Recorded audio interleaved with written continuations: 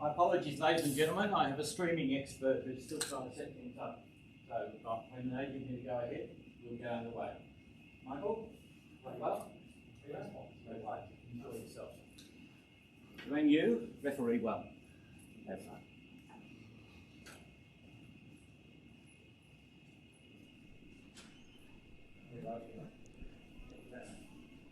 Thank you, ladies and gentlemen. Welcome to the final of the 2026 Walter Lindrum Australian Open Billiards Championship. We're extremely fortunate to have the standard of plays that we do here, and it is a tribute not only to Australia but also to the memories of Walter Lindrum, and we're extremely grateful that people are recognising his legacy in that way. So on behalf of everybody, including the sponsors, thank you. Welcome to the final. We have a situation where a former winner is playing against Michael Pearson. So firstly, Michael Pearson from New South Wales. And secondly, Peter Gilchrist from Singapore. The final will be refereed by Xuan Yujia, who's come all the way from Queensland. And this is very much an Australian event, and we look forward to having a great time. I will leave you in the hands of your capable referee as soon as everybody has made sure that their phone is turned off and everybody will enjoy themselves. The final is over 3 hours, but there is no scheduled break. If both players want to break halfway through, then you only have to tell the referee and they can do that. Okay? Thank you very much. Hello everyone, and welcome to the final of the 2026 Walter Lindrum Australian Open Billiards Championship from the Yarraville Club in Melbourne, Australia. My name is David Pitt, and I'm joined here in commentary today by Jason Colebrook, the former Managing Director of World Billiards and the current Singapore National Billiards coach. Welcome, Jason. G'day, David. This should be a great match. Bit of a surprise that Rob Hall was beaten in the semi-final by Michael Pearson.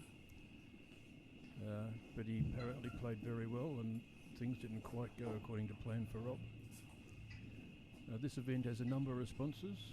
World Billiards is a sponsor and it's part of the World Billiards Tour. Consolidated Leisure and Sport are the sponsor of the ABSE all sort of billiards and snooker events. Cloth and billiards equipment supplier. Billiards Australia is a sponsor. You and I know a bit about that. The ABSE, of course, supports these tournaments, the Australian Billiards and Snooker Council and the Victorian Billiards and Snooker Association. And the City of Melbourne supports these events.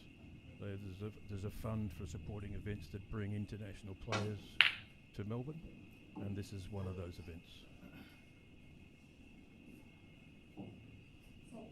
Thanks, Jason. And of course, CLNS are the sponsor of record for the ABSC and the major importer and wholesale of billiards equipment in Australia, and been tremendous supporters of Q Sports over a long, long time. So we've had a great tournament here this week. There's been some wonderful billiards played, and this is a culmination of it with these two players who fought their way through to the finals, both in pretty hard-fought semi-finals. As Jason mentioned, Michael Pearson and winner by a relatively small margin against Rob Hall. Rob Hall's been playing beautiful billiards earlier in the week, but Michael, who's also been playing very well, was able to get in front of that match, and as most of our listeners will know, catch-up billiards is very difficult, and Michael, with some very solid play, was able to keep Rob out and win his way into this prestigious final. I was talking to Rob a few minutes ago, and he said he played some of his best shots ever to get in, but none of them left, easy shots following that. Said he just found that every shot was a hard shot through the match. And similarly, in the other semi-final, Peter Gilchrist and Steve Mifsud. Steve Mifsud played well, a nice 138 early in the match, and was well within reach of Peter with about 40 minutes to go, only about 60 points down. But Peter managed to pull away with a couple of larger breaks, including a 200, which saw him over the line in the end quite comfortably in that semi-final. Peter made a 597 yesterday, a balk line crossing break, which is a big break under the balk line crossing rule. Yeah, it's a tremendous break, and I think the record break for this tournament in its recent incarnation as the Australian Open, up until about 10 years or so ago, this was mostly played as a 150 up or 100 up tournament, but in recent times it's switched over to either the points up format or the time format, which is what we're playing this year. Pretty good long matches. We've had 2.5 hour matches in the knockout, last 16, last 8 in the semi-finals, and now we've got a 3-hour final. So a lot of billiards for the players, but I think they enjoy that, and pretty demanding on the referees though, because there's a lot of work for them to do, but I think they enjoy it as well. The referee in this match, Jia Shuangyu, she's originally from China, now lives in Brisbane. She actually refereed the IBSF World Billiards Championship final in Ireland, not this year but last year. She's an excellent referee. She refereed for me earlier this week, and she's very good. And there's a couple of visiting referees have come down from Queensland to supplement the locals, and it's been great. We've had we're blessed in Victoria to have a Director of Referees, Larry Forgan, who in the last 10 or 15 years has done a wonderful job in training and organising referees, and we're at the point now where there's really a good number of referees in the Victorian system. 20 years ago that certainly wasn't the case. The other referee from Brisbane, Coco Chow, I'm not convinced that that's not a stage name. We'll have to ask her.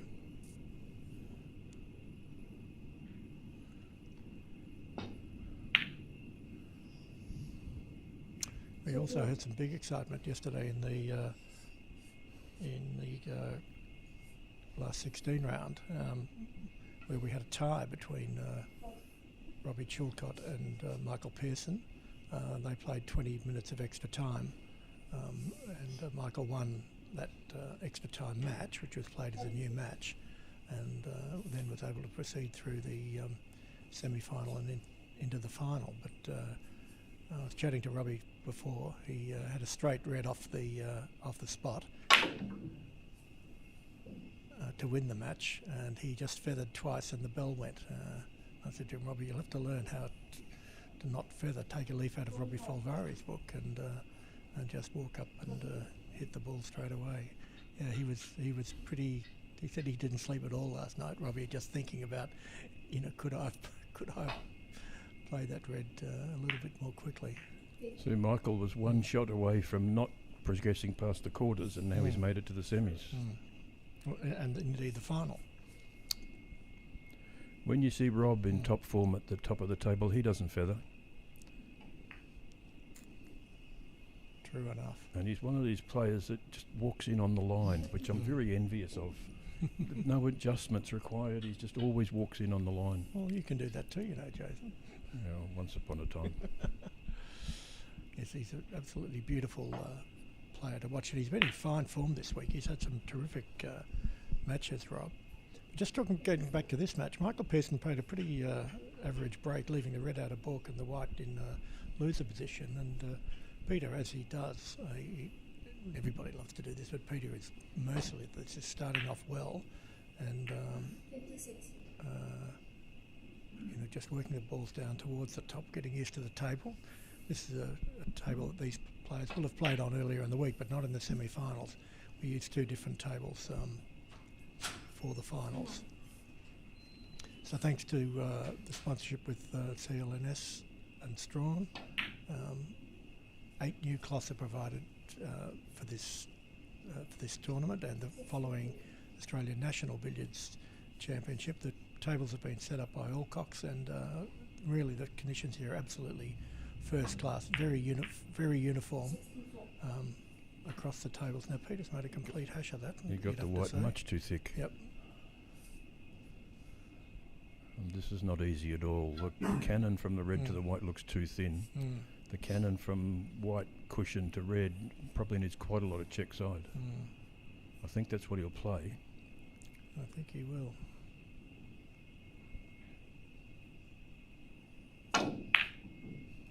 He's played it pretty nicely. 66. Yeah, that's a good turned result. up. That's a very good result. They could have gone anywhere. This is Strawn superfine cloth. 6/8 double 130 ounce on the cushions. This table was actually made by Alcox. They don't normally do steel back cushion tables, but this one they made to show they could. And this used to be the table for the Australian Open snooker final until there was a change of arrangements and the Yarraville club was able to purchase it. It's been used for all the major tournaments, finals of all the major tournaments here at Yarraville since it was installed.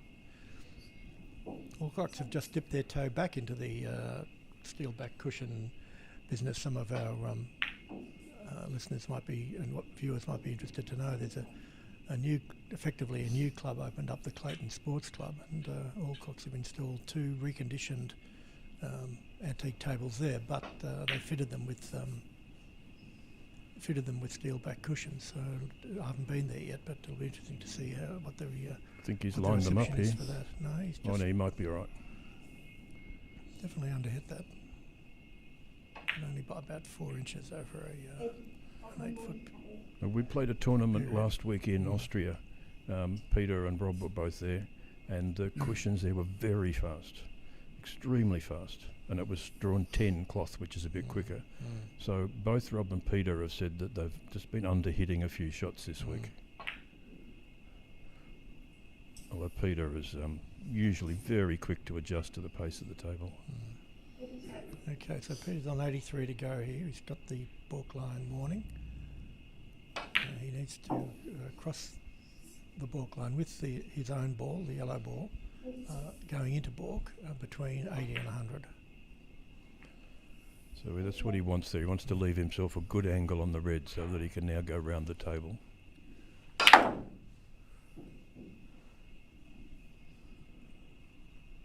This is in danger of being another line-up.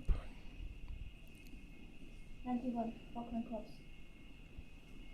It's a bit hard to tell. I think the in-off into the right-hand top pocket off the white looks wide, but it might be all right.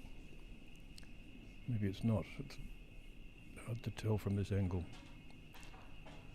White side cushion red looks very difficult.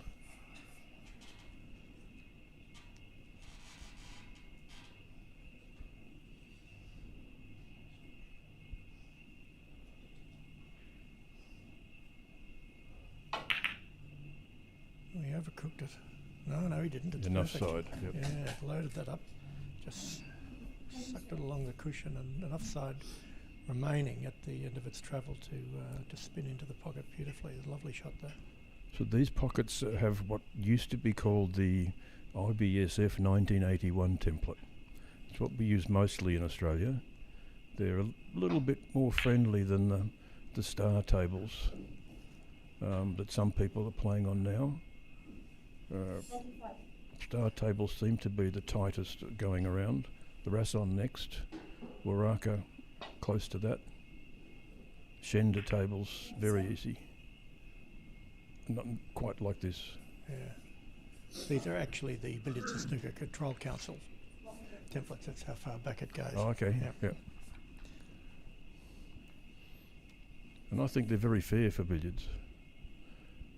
They are playing easy this week with the new cushion cloths. I had a couple of pots that I felt that I missed them. I was almost going to walk away and they fell in.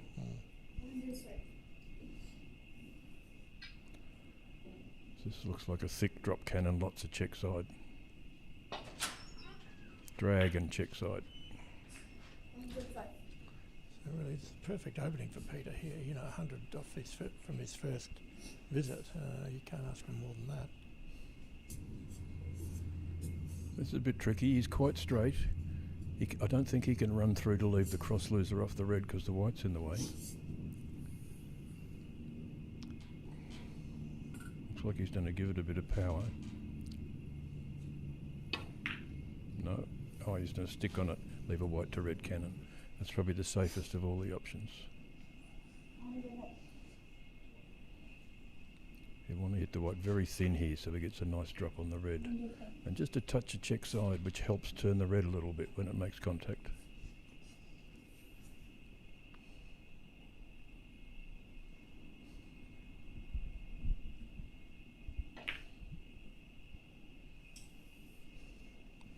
Soft stun onto the cross loser line.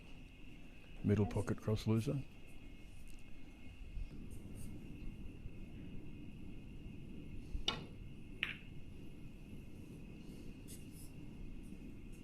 He's really been playing well this week, Peter. Apart from his 597 break in the yesterday, he's also got breaks of 290, 287, 219, 208, 200, and about another dozen or so centuries. So he's really played well in all his matches.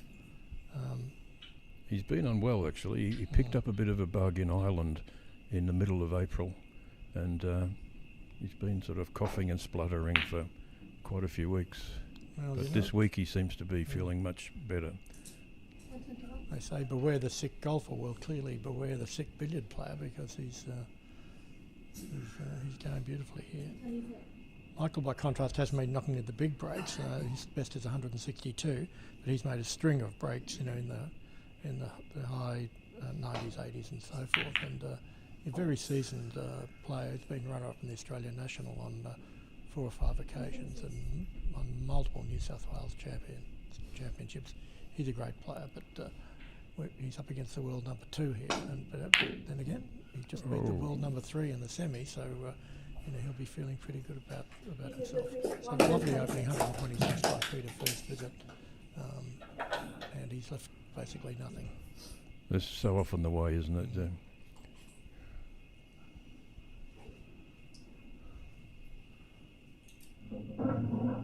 Not only has he left nothing, but he's left nothing with the rest. He may try the slow run through and off, leave his ball near the pocket if it doesn't go in.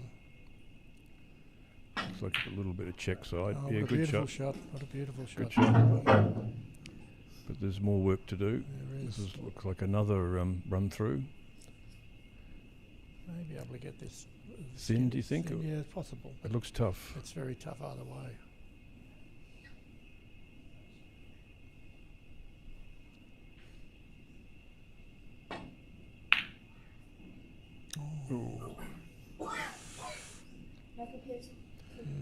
And I think he's left a thin cannon. As long as Peter hits this a bit less than half ball, he shouldn't get the double kiss. He's looking at screwing it off the white though.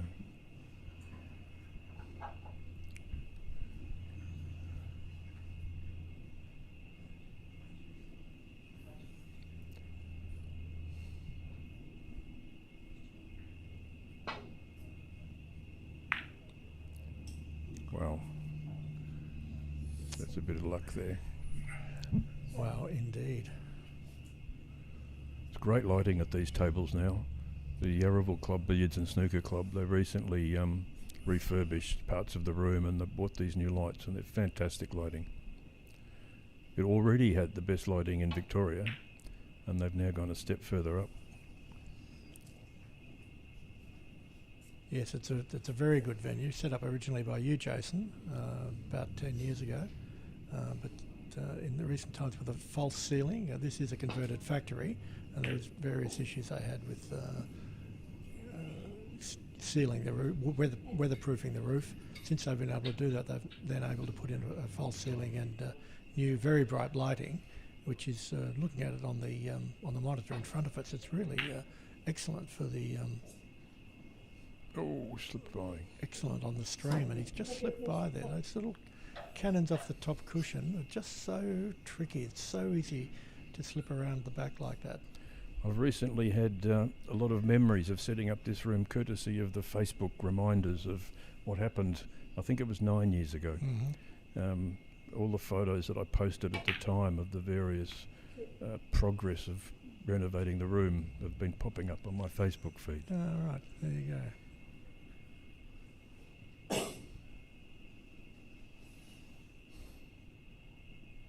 Difficult run through this. He's quite close to this, so you really have to cue this smoothly. And he's hit it nicely, yeah. He's hit it very well. Yes, these modern balls we use, they throw a little bit on those run-throughs. You have to really hit them thicker than you think. And if you don't hit it smoothly, you get too much throw. Little soft screw cannon, I think. 6. Of course, this event is a WBL World Ranking event and also an Australian ranking event. And for those of you who might want to have a look at the scores during the tournament, you can see them either on the ABSC website, absc.com.au, or on the World Billiards website at WB Events Online. Michael's just got in with a couple of nice shots there, but misjudged a loser into the top. Yes, he had pocket. to work hard for 8 points there.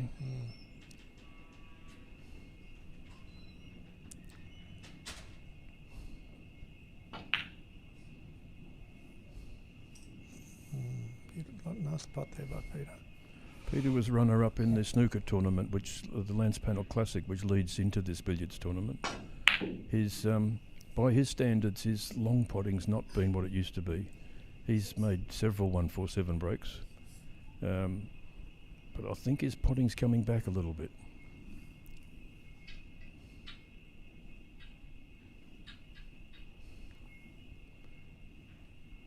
But he did lose 4-0 in the final to Kurt Dunham. It was much too strong for him.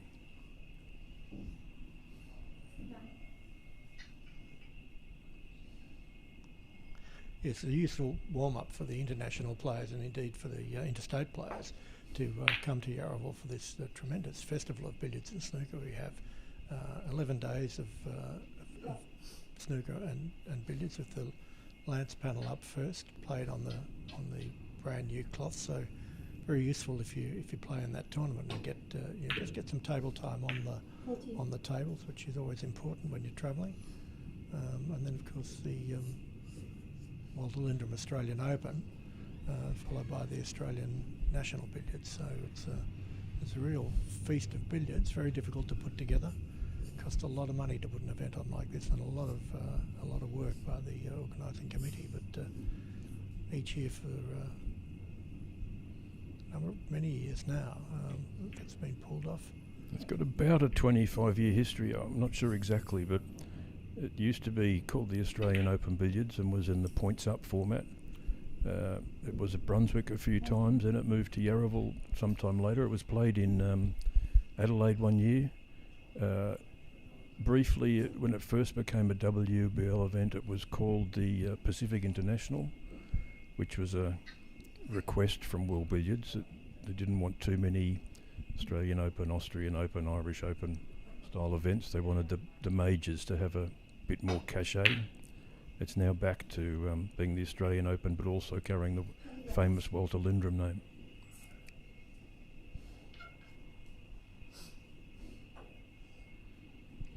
There's been some great winners of this event over the years.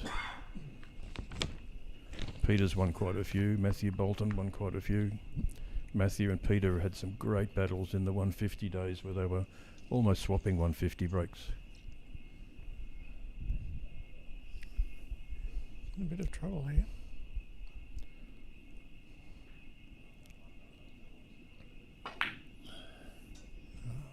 Has it got enough side? Yes, it does. What a good shot that was. You know, reaching over to get the smoothness of curing. Let's see what he does here. These balls are equidistant from the side rails. He could play the push and cannon off either ball. Well, he just played one a moment ago off the red, so perhaps he'll just, go back to familiar territory. He's got the opportunity to play the red as well. He's Hit the red not quite thick enough. So another chance for Michael. Slightly tricky pot, but he'd like to just drop this red slowly into the side and leave himself on the middle pocket cross loser line.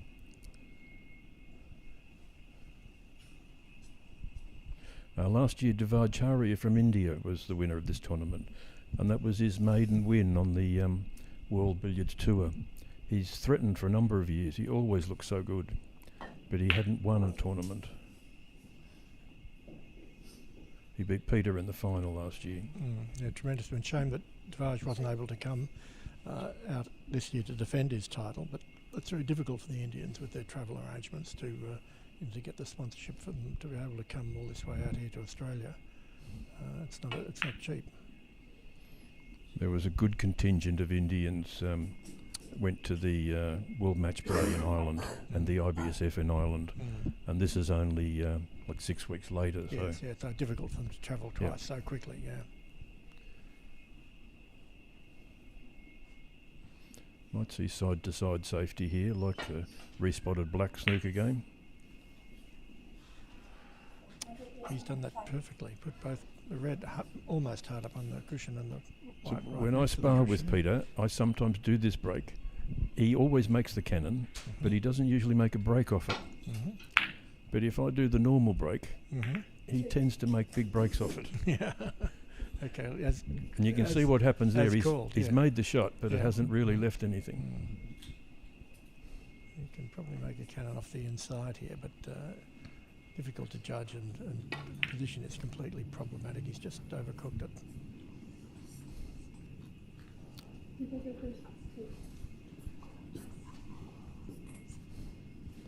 The top players are so good at the response to the normal break. If you don't get your ball tight on the side cushion, they just make that cannon so often.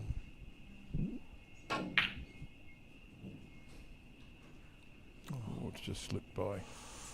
That must have looked good in the run. Bit of a tricky one here. Peter would like to play stun cannon white to red, but not pot the white. Which means you'll have to hit that white very hard, very full.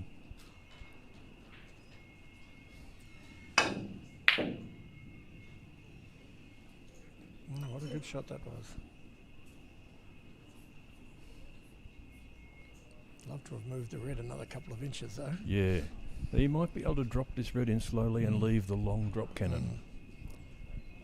Although normally in that situation he'd walk around and have a look, which he hasn't done. It looks like he's running through it.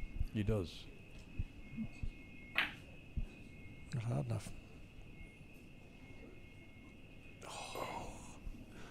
Good judge, eh?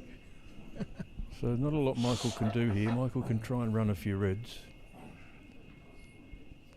Might be a chance to get his queuing going here if he can run a few hazards off the red. He may be able to run a few reds and then perhaps angle Peter, depending on how deep like the yellow is in the pocket. It looks like if he can get the balls onto the left-hand side rail, Peter will be angled.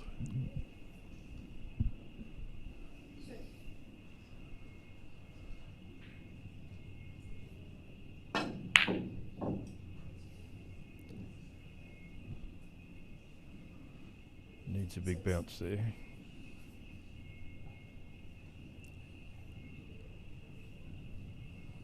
So he's not playing the forcer. He may be playing another side-to-side safety. I don't know what the technical name for that shot is. I always call it the side-to-side safety. Not predicting Peter to score this one. No. he doesn't. I don't think he can see the red, so he only has the choice of this one. He's just playing safe.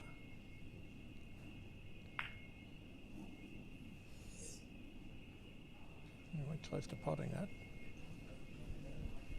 which actually wouldn't have been all that good because difficult to get the ball safe from where they were, but never mind. We might see Michael run the white down into the centre of the baulk cushion.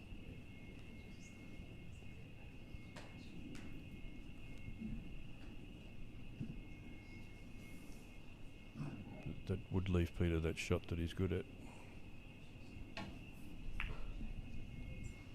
That's probably a better option. This looks... But there is a shot on. There is a gentle forcer off the white back down here to the red. White baulk cushion down the red. Gentle forcer. Well, he needs to throw it wide to miss the jaws of the top pocket. He may not play it because it may not feel right.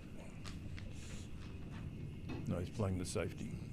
I know exactly what you mean, but yeah, it's a funny expression, isn't it? Gentle forcer. Yeah.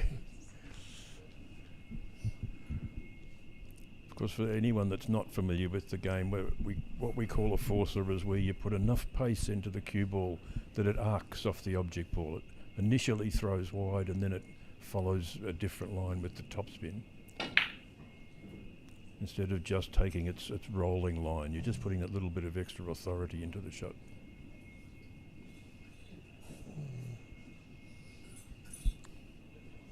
That was a shot that Michael would normally expect to get. He's extremely good at those screwing offs, but perhaps he's just a little bit tentative on the new cloth, a bit different to what he's used to playing on back home in New South Wales, where the conditions are quite different to this in most of the clubs most of the time.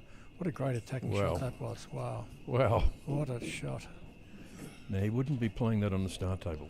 Right. Guarantee you. Yeah.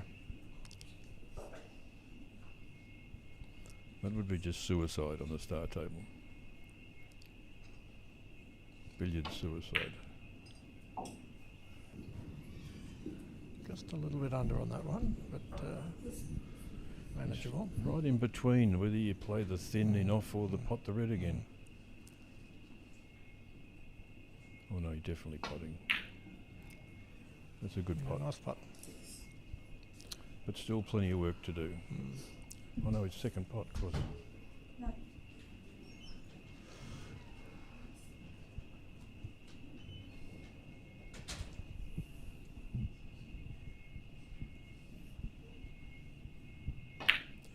Yeah, Michael's not really had a good opportunity yet.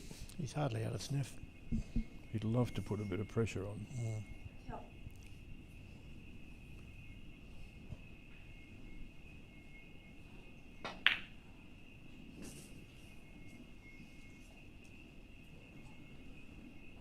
So here we go, another drop cannon.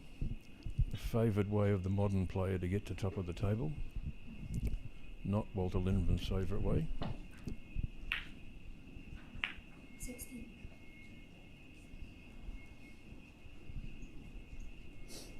A little bit of work to do here. You'll probably see an off the red, try and push the red up over the middle pocket. That looks wide, the in off the white. It's pretty skinny, this. He's very good at these though. He's got great eyesight. 57, I think, 58.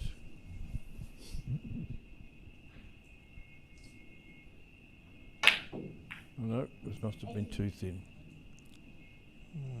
It's a good result. That's a good shot. Yeah, this screwing off will present no difficulty for him.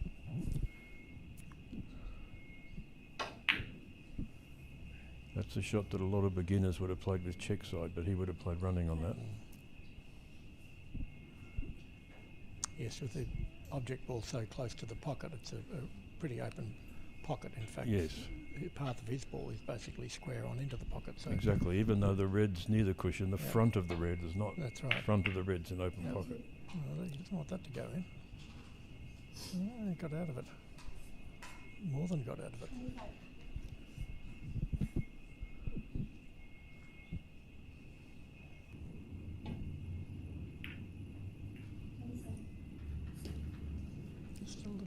thick. This is where he's a master down here, where they're not quite right for top of the table, but it's 5 or 6, dinky little tap shots.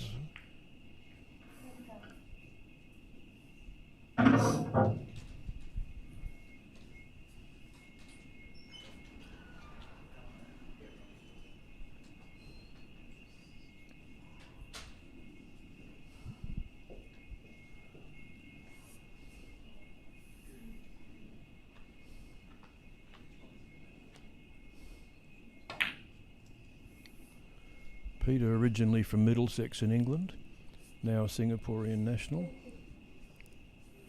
He's a graduate of the boys' club there. I've forgotten the name for the moment. Teesside Boys Club, that's right. Oh, extraordinary. At one stage, the top 5 players in the world all were born within 10 miles of one another in that area. That's how successful that program was. Michael's got a few choices here. He's going to look if the drop cannon's on, in which case he would play the 6 shot. Otherwise, he may play 3-6-9, or he may play this for a pot.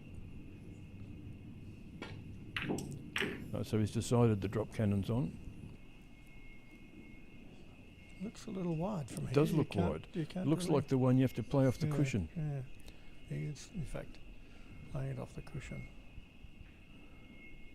So there's a way I like to see people play this, which is that way. Push both balls in front of you. Yep. Don't try and get cute with the drop on the red. Come in behind the red and hit the yellow hard enough to bring it around off 2 cushions in front of you. Yes, the other way to play it is to just try and cut the red on the way up, which is, if it comes off, that's a really beautiful shot. But it's more risky. The way Michael's played it, it's a safer way to play it. The little tip that I give people I coach, and a little expression I use is keep them close or keep them in front of you. And there's always something on. You don't always have to do too much.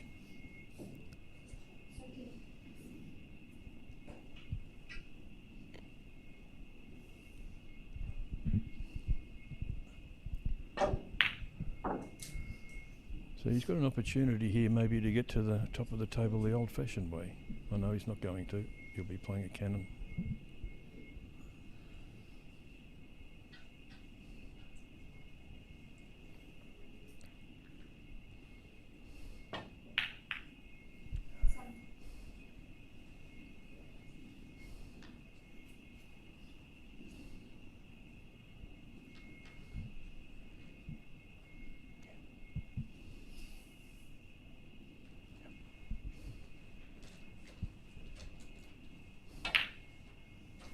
Do you know anything about Michael's cue, David? Very little.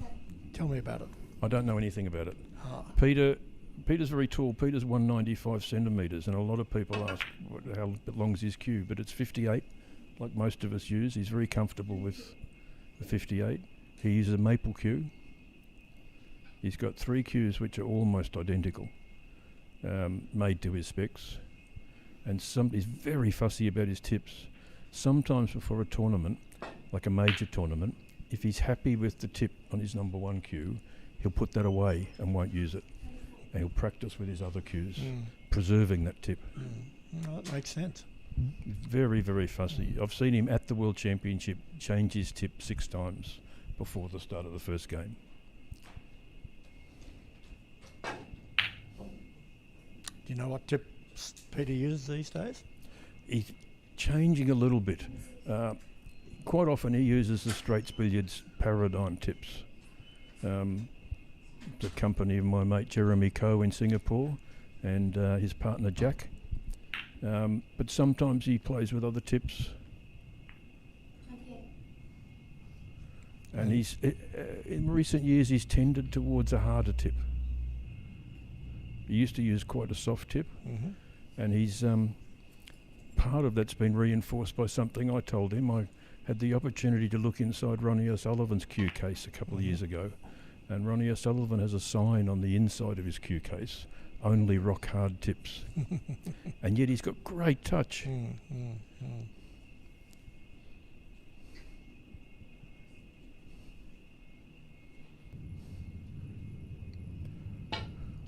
he's making the most of what's really is his first opportunity here so far, Michael. 50 to go. Be great to see him run a big break. Yeah.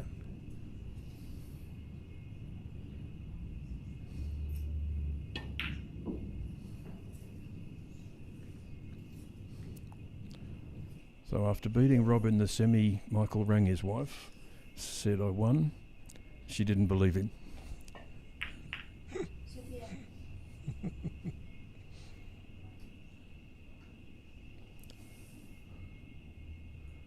And someone in the background yelled out, "Now he gets 9,000 prize money," which he doesn't. He's worried that his wife's going to book another cruise. 41.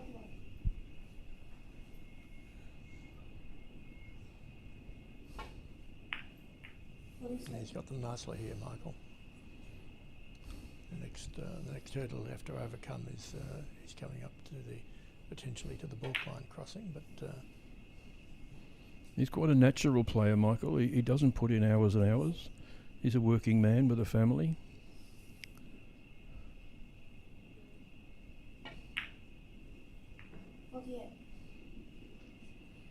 You would have liked a bit more angle on the red there.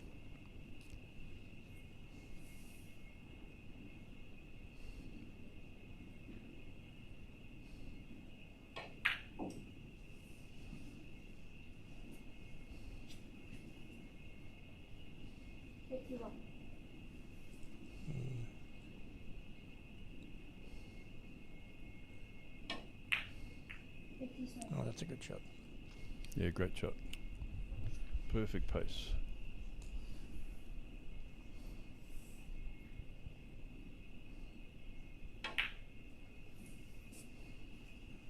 Playing very carefully, Michael, not rushing at all. He's a quick player, but just here on these, well, every shot's important, but potting the red is very important. He's hammered that a little, but it's good. Trying to knock the yellow up to the line.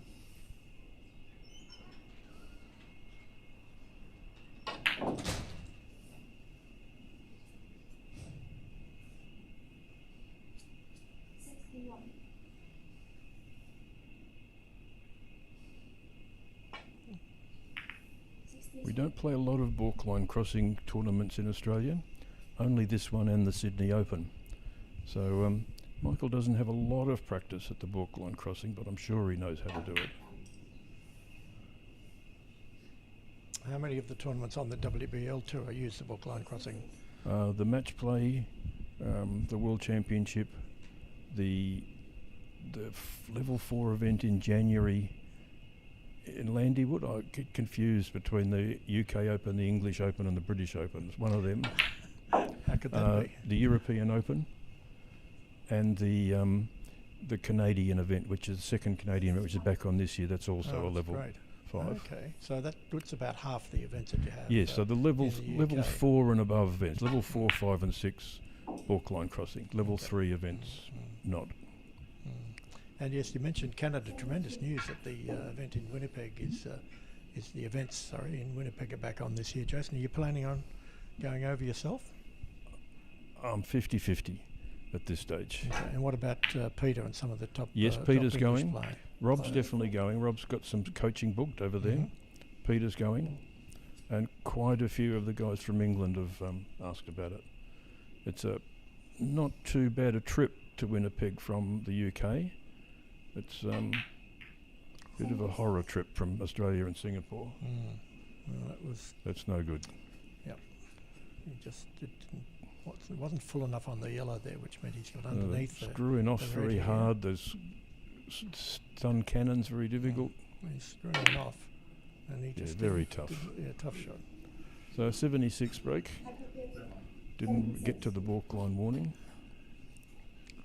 That was a bit unfortunate for the Canadian guys. They had their first event in 2019, and they were very keen for 2021, which was their 100 year of the Winnipeg Veterans English Billiards League.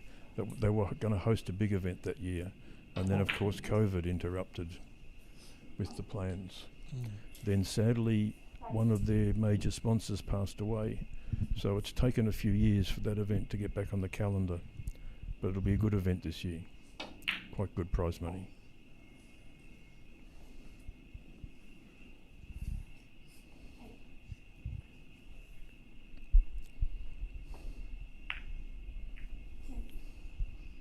Michael did quite well there. He was nearly 200 behind Peter, but just that 70-odd contribution there has just brought him back, to within a little bit over 100. So he's still in touch. I just wanted to talk about some of the billiards played earlier in the week. There were some terrific billiards. Rob Hall had some wonderful matches, but his match against David Collins in the last 16 was outstanding. With breaks of 259, 206, 310, 101 and 192 in a 2.5 hour match is really absolutely world-class billiards, as you'd expect from the world number 3.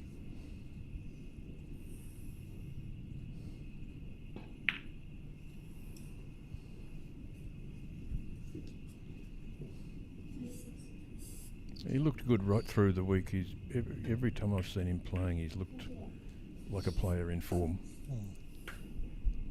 He's such a lovely player to watch. He hits the ball so softly, and with such great. His billiards is very precise. Rob's now the World Billiards head coach.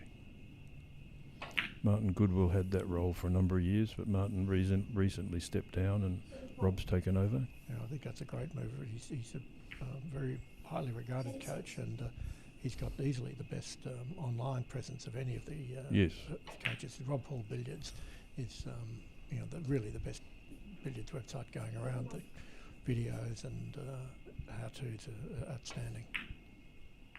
What do you want?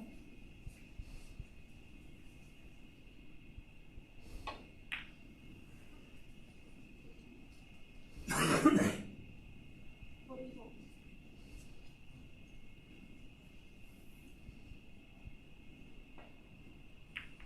46. So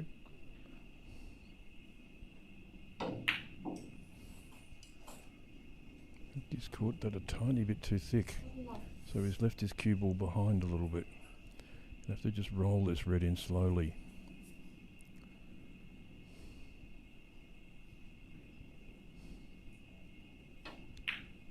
He's playing off the side cushion, which allows you to hit the red a little bit firmer. 52. Quickly move to 50. 54.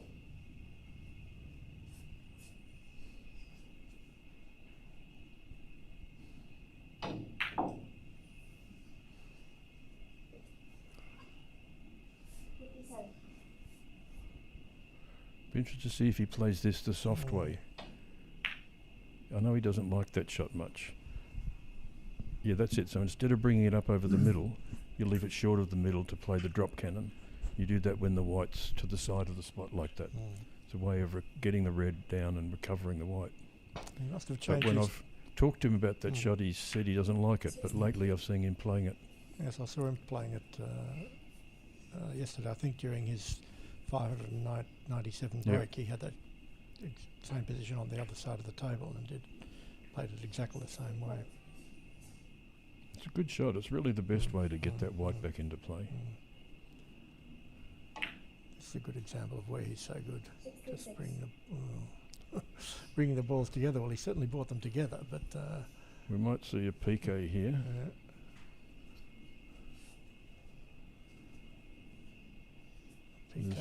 PK is an elevated cue shot, which yes, he's. And he's look at the setting up grip here. for. For anyone who can't play these, you reverse your hand. I normally suggest a pencil grip. Peter's looks a bit more awkward than the pencil grip.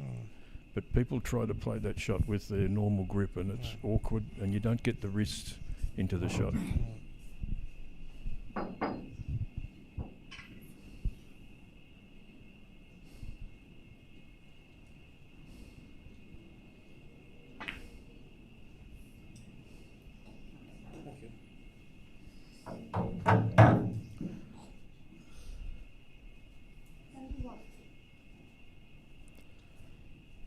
So the book line warning will come soon. He's not quite at the top yet. I've seen him do some miraculous balk line crossings.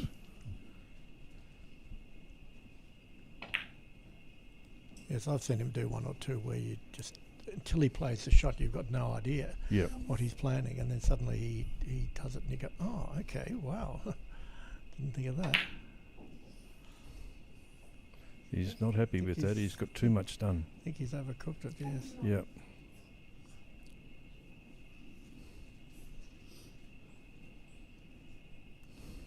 It's tricky. The pot red to screw round behind the white is missable, but he may just roll the red in.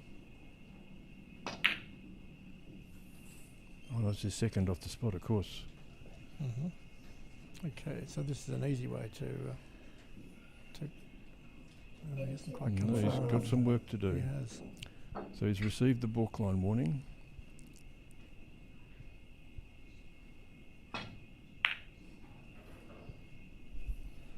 We'll see what he can manufacture here.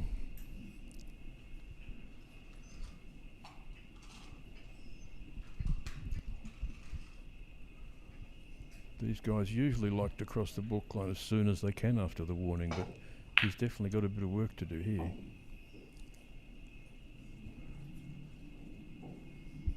86. We'll probably see them play this slow and leave it down for a drop cannon.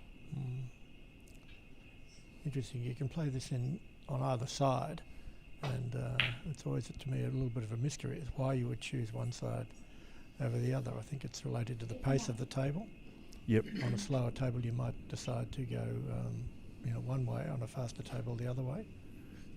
Anyway, he set that up nicely for a drop cannon. Interesting. But he didn't want that. He wanted the other drop on the red so that he can work to his balk line crossing. Now on 91. Yeah, he's running out of time here. Running out of space.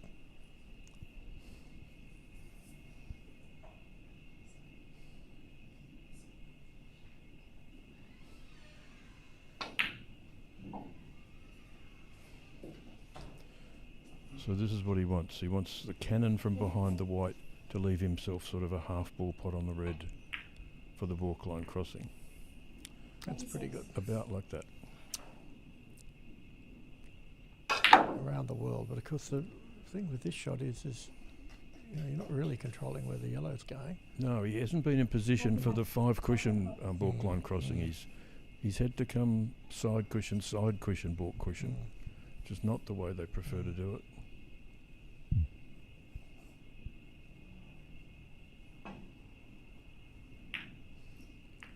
That's the 100 break.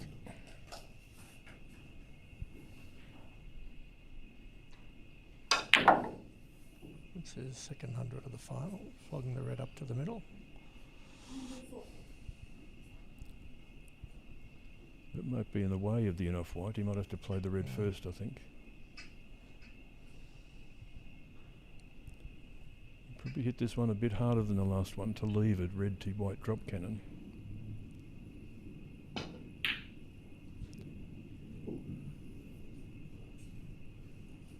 Which looks about perfect. 107.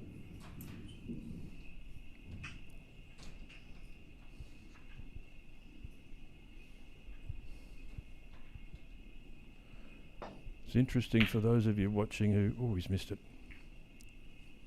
Wow. Who don't get to play on new cloths very often.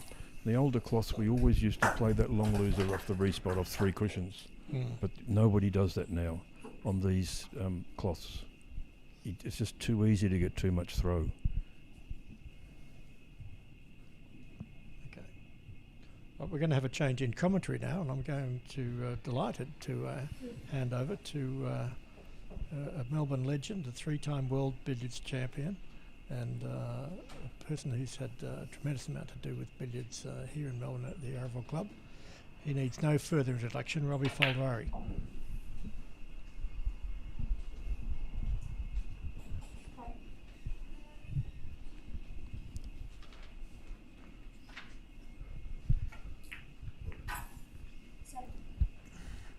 Thanks, David. Pleasure to be here. G'day, Robbie. How are you? Nice to see you, Jason. Haven't seen you for a while. No, not for a while, now that I'm no longer a Melbourne boy. I see you've been travelling though. Yeah, travelling a bit. Playing badly, but still enjoying it. You're still at the RACV club, the head coach there? Or the Yeah. coach? Well, the coach, yeah, The and coach, run a lot of events there, and yeah, it's a nice place to be. I still get so many comments about the 2019 World Championship at the RACV club. Everyone just raves about the quality of the event and the quality of the room and the atmosphere, and you know. Yeah, well, there's plenty of space around the tables, and well, you know how much work went into it. It's enormous amount of work. That's the hard part. Some people who weren't there find it hard to believe that we had about 150 people at the final. It was standing room only. Yeah, there's billiards in Melbourne, especially. It's a long tradition, going back to and before Walter Lindrum even. So obviously we had a great crowd and people were coming from around the world. So yeah, even our local events, when I do an exhibition or something, we get quite a few sometimes. It's 70 people there the other week. No, it's a fantastic venue. And it's great. Their commitment to the sport by having you there is fantastic. Oh, look, it's a special bond in a way, because I first went there when I was in the C grade, and then I went there when I used to work across the road at BHP, and then we held another World Championship there in the old room, and happened to win that, the IBSF one. So 1998? Yeah, actually it was the Walter Lindrum centenary they promoted it as, for what was the 100 years of that though? That was of his birth, I think. I played in that one. How'd you go? Terrible. I played, my first match was against Manoj Kathari. Oh yeah. And he slaughtered me. And that was in the early days of the internet. And if you Googled my name for about 5 years afterwards, the article came up, Jason Colebrook was massacred by Manoj Kathari. He was a nice guy. I don't remember much about it. I don't think I've been under so much pressure playing in a game, in a match, in a tournament because of that. I just remember big favourite to win it, but it wasn't easy. It wasn't a good final, that's for sure. Manoj sadly passed away this year. Yes, I know that, and he was on the Pro Tour for a little bit, and we had a lot of good chats actually. Yeah, lovely man. His son Sarov is now an absolute top player. Yeah. He's really grown the last few years. He won the IBSF in Ireland just recently. Beat Pankaj easily in the final. Made a very nice 480 something first hit. Yeah, well that puts the cat amongst the pigeons, but but he's look, he's a quality player. He's been playing for a long time. I did follow those games a bit. Lucky you're sitting down. I was thinking of going in that one because I hadn't been to Ireland, and there was 3 tournaments. And well, it'd be great to see you there. Well, unfortunately, I couldn't see at that time. I had this eye infection, so wasn't going to be much use. But it's a good format with all the. Yeah, and it's a very good venue. 4 start tables and 4 Rasson tables. Right. Super fine cloth. So you played on a different cloth than this one? Well, I didn't go this year. But what they play on? They normally play on super fine, which this is snooker. Oh, super fine. Yeah. Anyway, we should really. This is he's looking a bit better now. I mean, he's really got nothing to lose, Michael Pearson. He should be thinking. He should be thinking that. Probably half the people didn't expect him to get in it, but so it's a nice place to be. But he's got a. There's something freeing, isn't there, about not being expected to win? Of course, you can do anything you want. Yeah, and so there shouldn't be much pressure. But when you're out there, that's another story. Convince yourself. Yeah.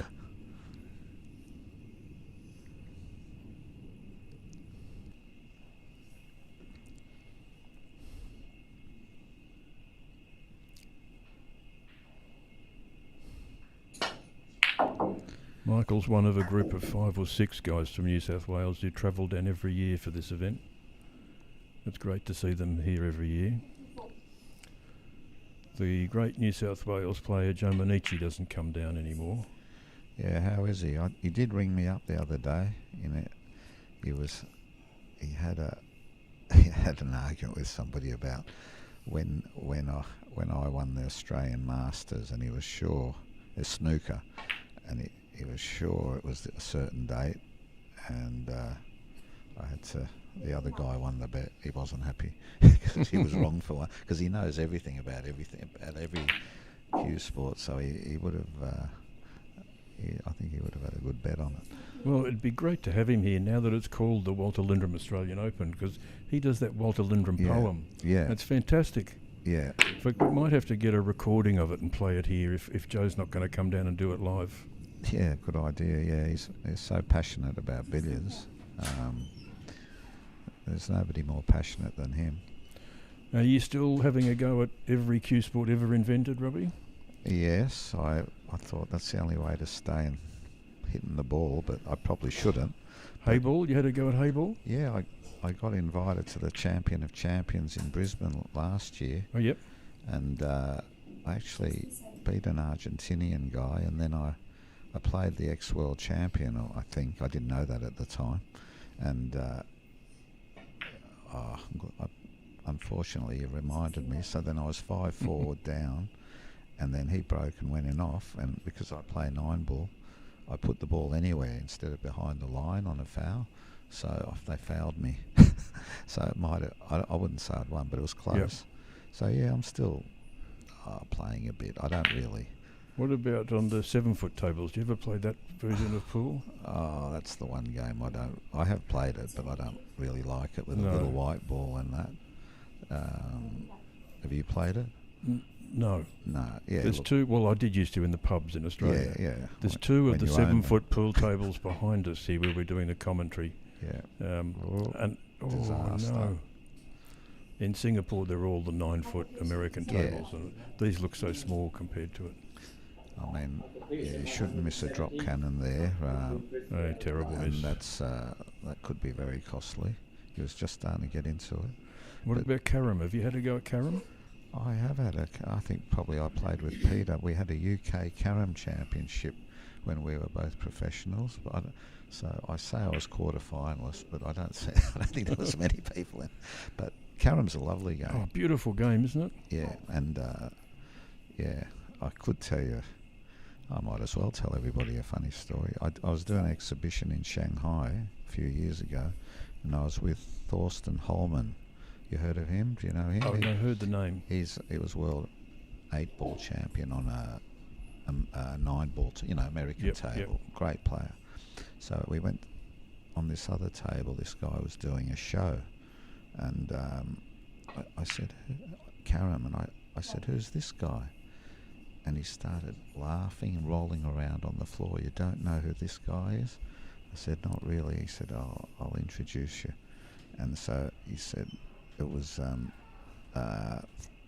Thomas Blondale. You heard of him? I've heard of him, yep. So he was, I don't know how many times world carom champion. So it was very surreal, and it's relevant to here, right? Which is probably not the best thing to say, but it's the truth. So I was ex-world billiards champion, Thorsten 8-ball, and this guy's carom, and so Thorsten's explaining to Blondale what I play, and I said, oh, you heard of Walter Lindrum? And he said, oh, not really. And I said, well, he used to play the nursery cannons and English billiards. And I said, and then he took them. I said he used to run the balls along the cushion. And no word of a lie, he said, is this what he did? And he put the balls along the cushion and he ran them one way. I don't know how many, it was about 90. Then he went back the other way. It was crazy. Yep. But the skill of Carom, but that's the trouble. That Martin Goodwill tells me a similar story, that he spent some time in Belgium with a carom player. Yeah. And same thing, the guy said, I'll show you some nurseries, and just with ease. To be fair to us, it's a bit easier actually with the bigger balls. Yeah. But still. You got no side on that. That needed a lot of check side. Yeah, so Now, I'm wondering if he's going to be get a bit tired too, Peter, because he made a big break yesterday, and it's hard to keep your concentration. But yeah. And I know Peter, like me, suffers from jet lag when he travels from Europe, east. Yeah. We don't get it going the other way. Correct. And so he was in Vienna last week. He flew Vienna to Doha and then Doha to Melbourne. So I imagine it's got a bit of jet lag. Yeah, it can hit you a day or two later. But look, he's a great player, so it should be all right. But look, I think it's only one visit. Yeah, he must have gone to the toilet. Gilchrist 320, Pearson 187. We're probably going to see a pot white double book. Yeah, he's got to do it well if he's going to do it as well. Leave himself a shot, but afterwards.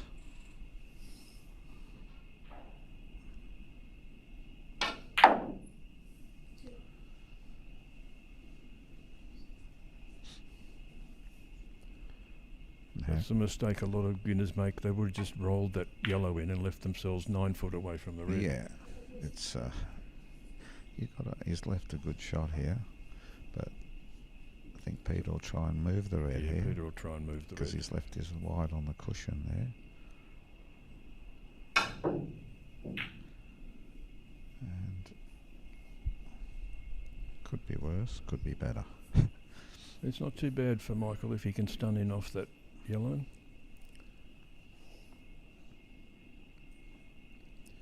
Doesn't want the yellow to kiss the red. Oh, that's handy actually. That jaw. And so I read that you're not the president anymore? No, I'm the managing director of All Billiards. I've stepped down from that. Oh, yeah, okay. Or sometimes they call me the chairman. Okay, well. Nice shot. Well, you've had a good long go at it, that's for sure. Yeah, no, I've been there a few years. So done a very good job. You know, the tour goes from strength to strength. There's a bit more money in it these days, although there could always be more. Yeah. A lot of the events that are held in the UK are fully subscribed. We still have problems getting into Asia, unfortunately. Politics, but hopefully it'll happen. There's some great, as you would know, there's some great players in Asia. Yeah, for sure. Thailand and Myanmar, not to of course India, but also Thailand and Myanmar. Oh yeah. Years ago, they asked me to go to Myanmar, but at that stage, I had to. You couldn't bring your mobile phone in, and even a credit card or something. Anyway, it was too hard. But a friend of mine from Myanmar, he said that was the main game, billiards. Yeah. A few years ago. And I think in '98, did you play Praput from Thailand in the final? That's right. Yeah. You've got a good memory. Not too bad. Partly because Peter's always bragging that he coached Praput. Oh, well, I'm glad I beat him then. Yeah. But no, he's a great player. He's getting a bit older now, but he's still a really nice player to watch. Yeah, look, I think he was originally a snooker player. He was, yes. I think he was on the main tour, maybe. I'm not sure. I can't remember. Maybe not. He's very good at, if you play the normal break and you leave your white ball off the cushion, he just drills that white from balk. He's just so solid at that shot. Yeah. But as you say, there's a lot of good players in those countries, partly probably because of the SEA Games. They got some good incentive to do well. Yeah. I really rate Nath Wayu from Myanmar. Pauk Sar's the one who gets a lot of coverage from Myanmar, but Nath Wayu's a very good player. Oh, well, that's a good shot. That's lucky. That is fantastic. Now, this is the sort of thing that... How do you get a fluke and leave yourself 2 half balls? Exactly. This is the sort of thing you'd think, oh, maybe I'm destined to make a break here. And if he can do something... That would be great. Yeah. And there's no reason why he shouldn't. That should free him up. he slashed at it and got perfect. Wow. And yet sometimes you play a perfect shot and they end up horrible. Completely smothered. Do you play any billiards these days?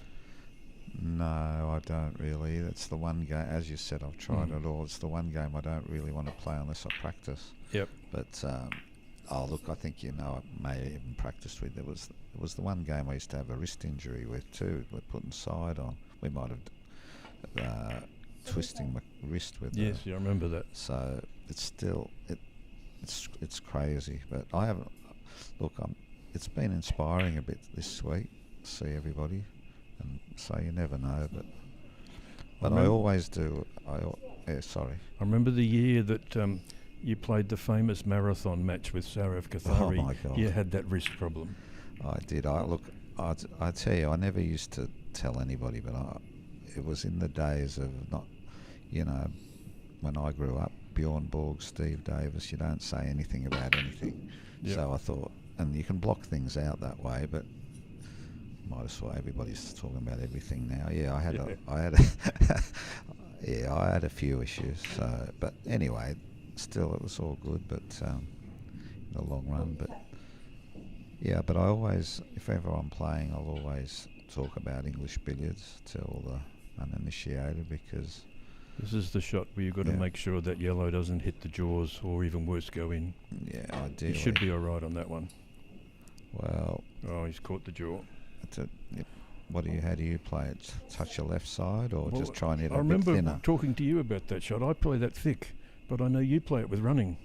Yeah, well, it depends where it is exactly in that middle of the table. There's a spot where you play it thick, and then there's a spot where you play it thinner. Okay. It's not just, and it's just marginal. But on this table with the new cloth, it's even harder to avoid. Yeah, he used to be my practice partner a little bit. Yep, you kicked my brains a few times. I remember one time before you went to one of the World Championships, we had a 2-hour session at Kooyong. Right. And you had 8 visits, and every break was between 100 and 250. You didn't make a big one, but you also didn't make any small ones. You scored 1,200 in 8 visits. Right. Oh, well, I'm glad you remember that.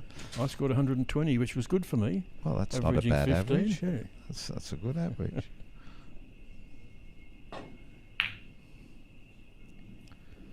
You don't realise too. You need practice partners are important. To get a bit of a game. Yeah. So, and we used to have a lot of them when I was growing up. So from university.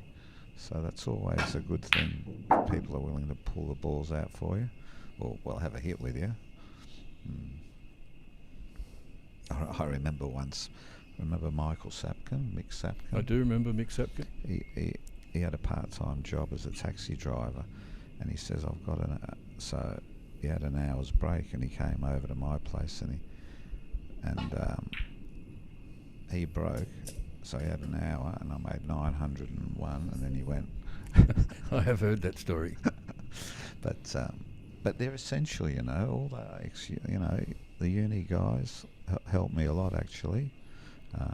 Don's running. Solo practice just doesn't cut it sometimes. You just need that match practice, don't you? Well, you just need a bit of help pulling them. Yeah, I mean, I must admit, though, billiards is much more of a game where you could practice solo than any of the other games, other cue sports, snooker, pool. But, yeah, it's a big help. I notice these days, and I've talked to Peter about it, and Mike Russell does the same, when they do solo practice at billiards, all they do is run hazards. Yeah. They don't play any top, because the top's sort of almost muscle memory for them. But to make sure the cueing's smooth and free. Exactly. They run hazards off the red. I mean, but at one stage or another, they all did practice a lot to learn learn the game. But nowadays, they don't have to, that's for sure.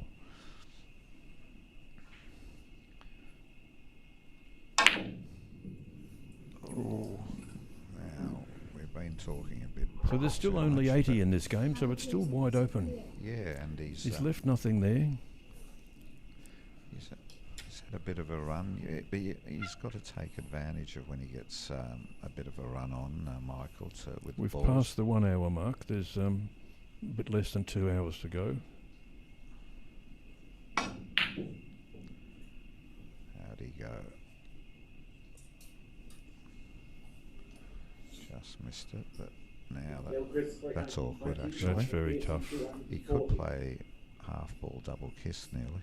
Bit of cannon maybe. I think On the red. No, that's tough. Yeah, I'm just creative. I think that's from Mert O'Donoghue's book. That's very even good try. close. Very good.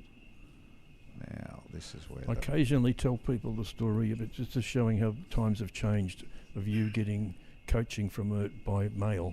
Yes. Snail mail. Yeah, good. I'm glad you remember that. I was telling Heidi Royal here yesterday. I used to write to Mert O'Donoghue and wait for the reply about a shot, and a lot of the time I'd make my highest break that day because it just inspired. But yeah, I mean, STD calls, it cost a lot of money to even ring, but then it couldn't explain it. These days with the internet and YouTube and FaceTime and Zoom and all that, it's getting older, aren't we? But yeah.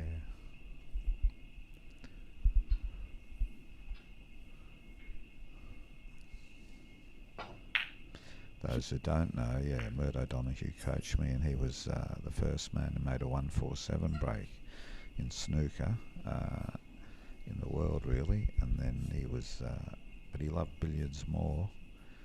And but he was a bit of a hustler. I'd have to say, he wouldn't mind saying that, as in that's how they used to make some money in the Depression. And he couldn't turn professional because of Walter Lindrum. But he was a very, very good player, a knowledgeable player.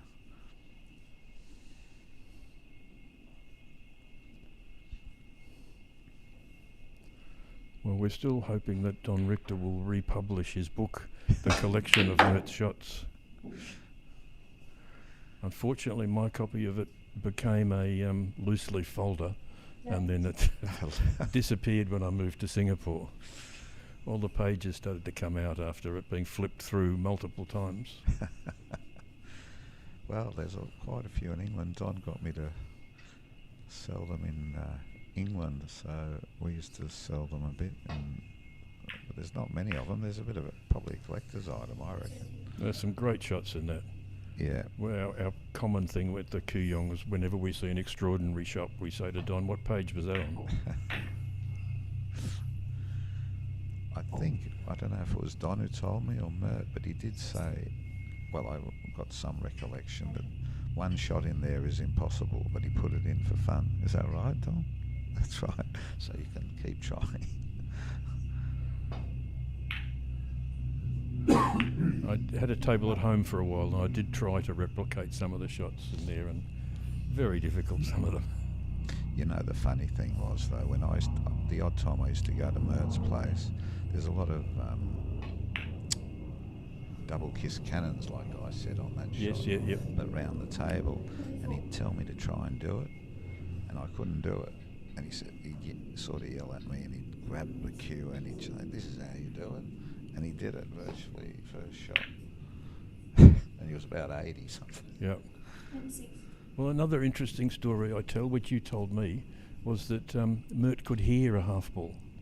That he didn't have to be watching, that he could tell if you hadn't hit a half ball. Well, you know, there is some truth to that. Oh, now did he hit it? Oh, wow, it didn't look like it. No, it didn't. Let's have an action replay.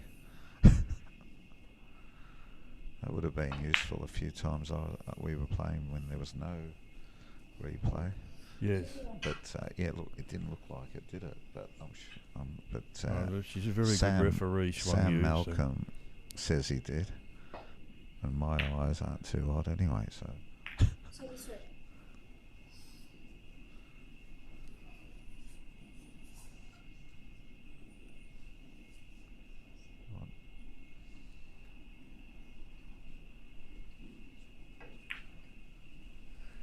I'm going to leave you, Robbie, for a while.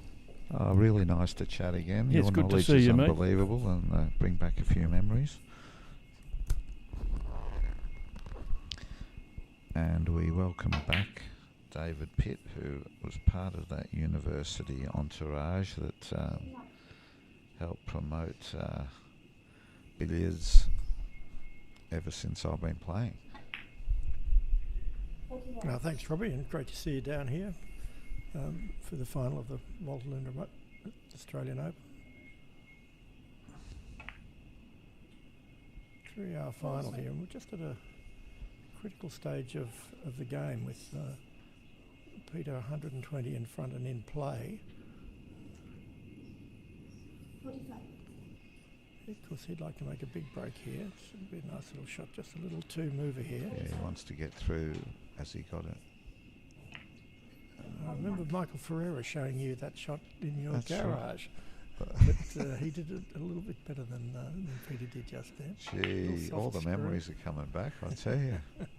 Yeah, Michael came, and that was the first series of exhibitions I did when Michael Ferreira came over, and we played at a couple of places, North Suburban Club Ah, right. and the Warrigal Club. I Right. remember that. Okay, wonderful. He was a wonderful player, Michael. The Yeah. Bombay Tiger, he was called. He was a tremendous cueist. A lot of flair. Great personality, Yeah. a lot of flair. And won 3 world championships, 3 IBSF world championships, and of course he famously nearly made 2,000 breaks in a session. He made 1,200 No, you can't tell me. and 995 unfinished when the bell went. You guys are incredible, you with that knowledge. But you know, I tell you what, he was good to. He was nice to me, and he said anyway. He loved billiards and helped promote it in India. And when we, Peter and I and a few others, when we used to play there all the time, it was like he was a god there. Yes, he knew everybody in India. He was good mates with, Sonny Gavaskar, Yeah. the Indian cricket captain, and he knew everyone. 61.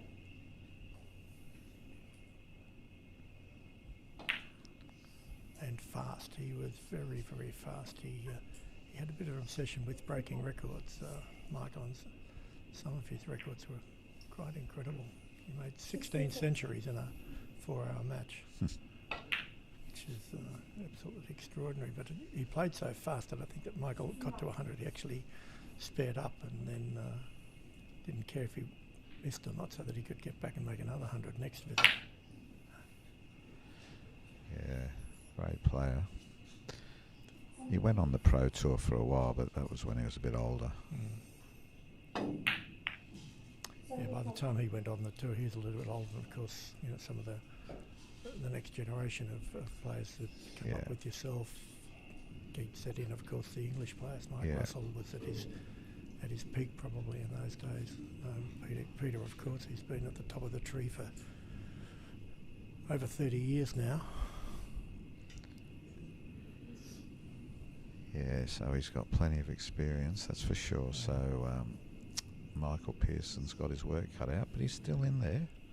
It's still a game on, that's for sure. 76. Well, that's a not bonus, bad. sorry. Yeah. Nearly half ball left. Yes,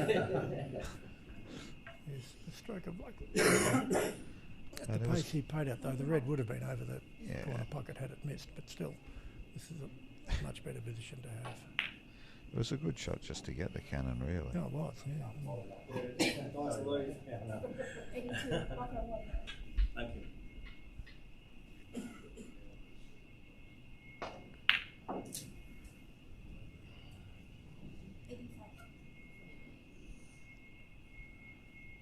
It's a bit short, but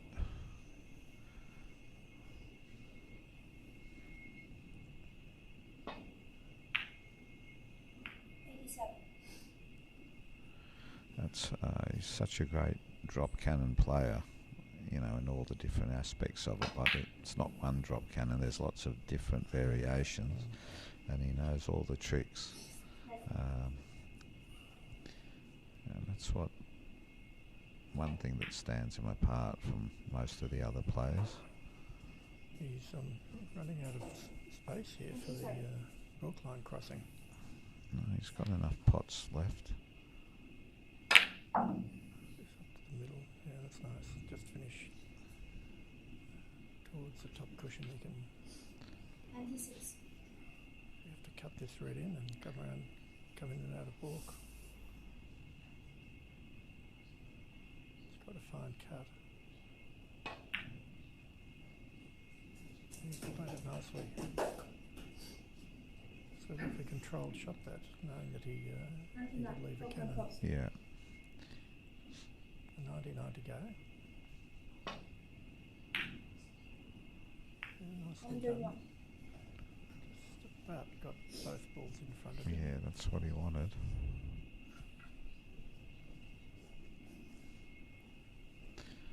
Can play 2 shots here, or 3 even. And pot it, but screw off white or red first. Interesting shot there that he had a virtually straight red into the centre pocket, but he chose to play the screw cannon. The players these days don't like potting their red in the middle at all, particularly the English players. Well, that's the one that you should get, but you miss occasionally.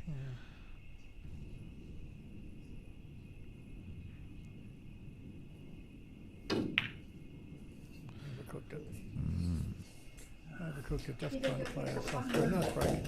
103 there to Peter. Stretches his lead out to a little bit under 200 with 100 minutes to go. So Looks like he's got an in off here off the red, and he could bring it over to the right side of the table and then maybe squeeze the yellow out with a cannon. That was a bit wider. Yeah, than I thought. This hasn't gone at all well for him. Yeah, he's just got to hang in there. He's going to attack here. It's a big area, but easily missable, this cannon. The other danger, of course, is if you get it and knock the yellow in. But, he's stunned it. Yeah. And he's still got it. Now, can he take advantage? It's going to be hard to get that yellow out. Maybe he's got an angle here. Yeah. Little double kits or something. What's he doing? No, he's putting No, he's just potting it. 8. He's just got to play safe in a few shots if he can plough through that.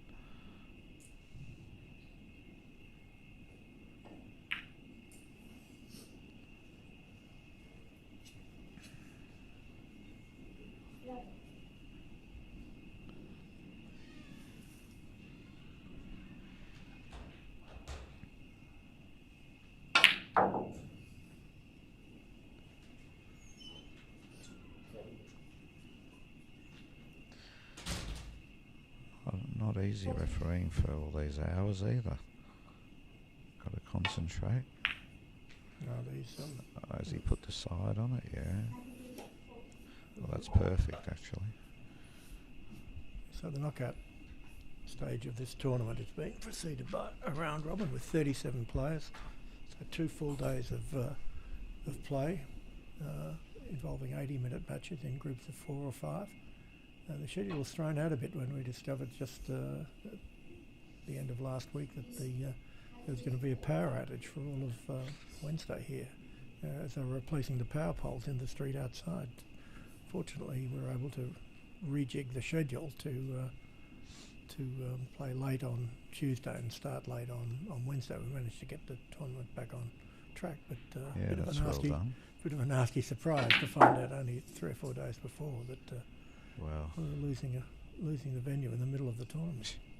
I remember playing in India with, and there was a power outage just as Geet said he was playing a shot, and the whole place was in darkness, and he was playing a long loser, and it was all quiet. He was playing Bob Close, and it was all quiet. Nobody knew what happened, and then the lights went back on, and there was only 2 balls left on the table, and everybody started clapping. Now, whether they were, I'm sure he got the shot, but Maybe he potted the white. Maybe the referee put in the pocket. I don't know. No, but You've played that nicely, Michael. Yeah, that's a really good nice shot. Yeah, to recover the white from a difficult position there. He just popped it over the corner. Would have liked to have got the red further out of baulk, but hitting it harder would have compromised the shot. So this is fine. Could have hit that a bit harder.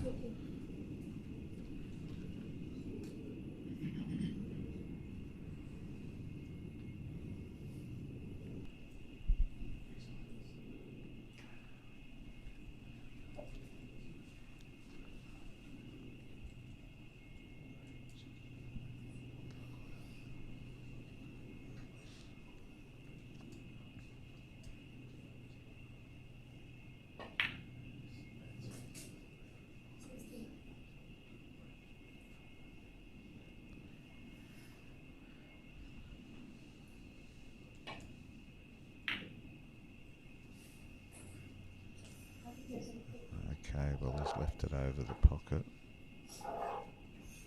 You think he'll have a go at this, Red?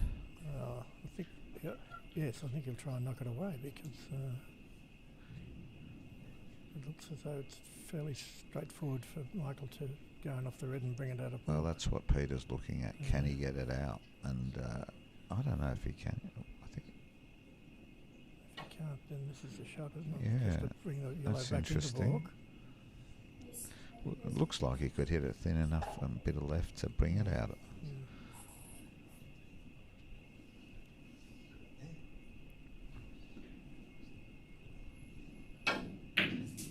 Yeah, he could do it.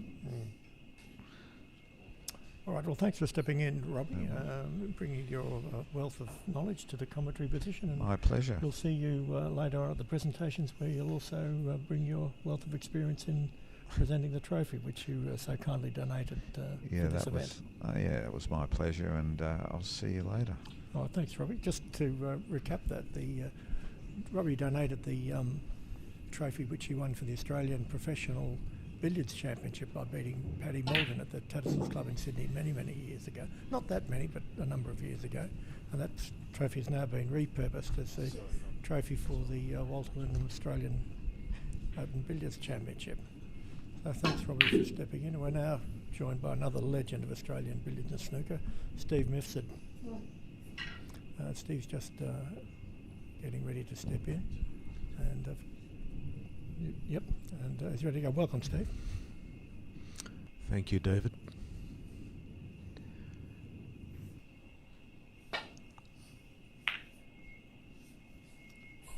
So Steve himself is hot off the presses, so to speak, having played against Peter in the semi-final this morning in a pretty tight match.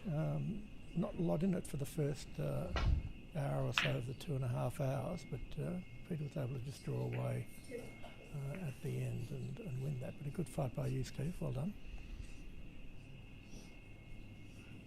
Yeah, thanks, David. Always a pleasure to share the table again with Peter.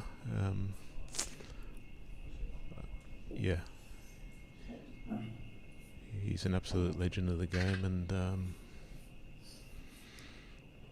we've played many times now, and always something to be learnt when you play someone like that of that class. So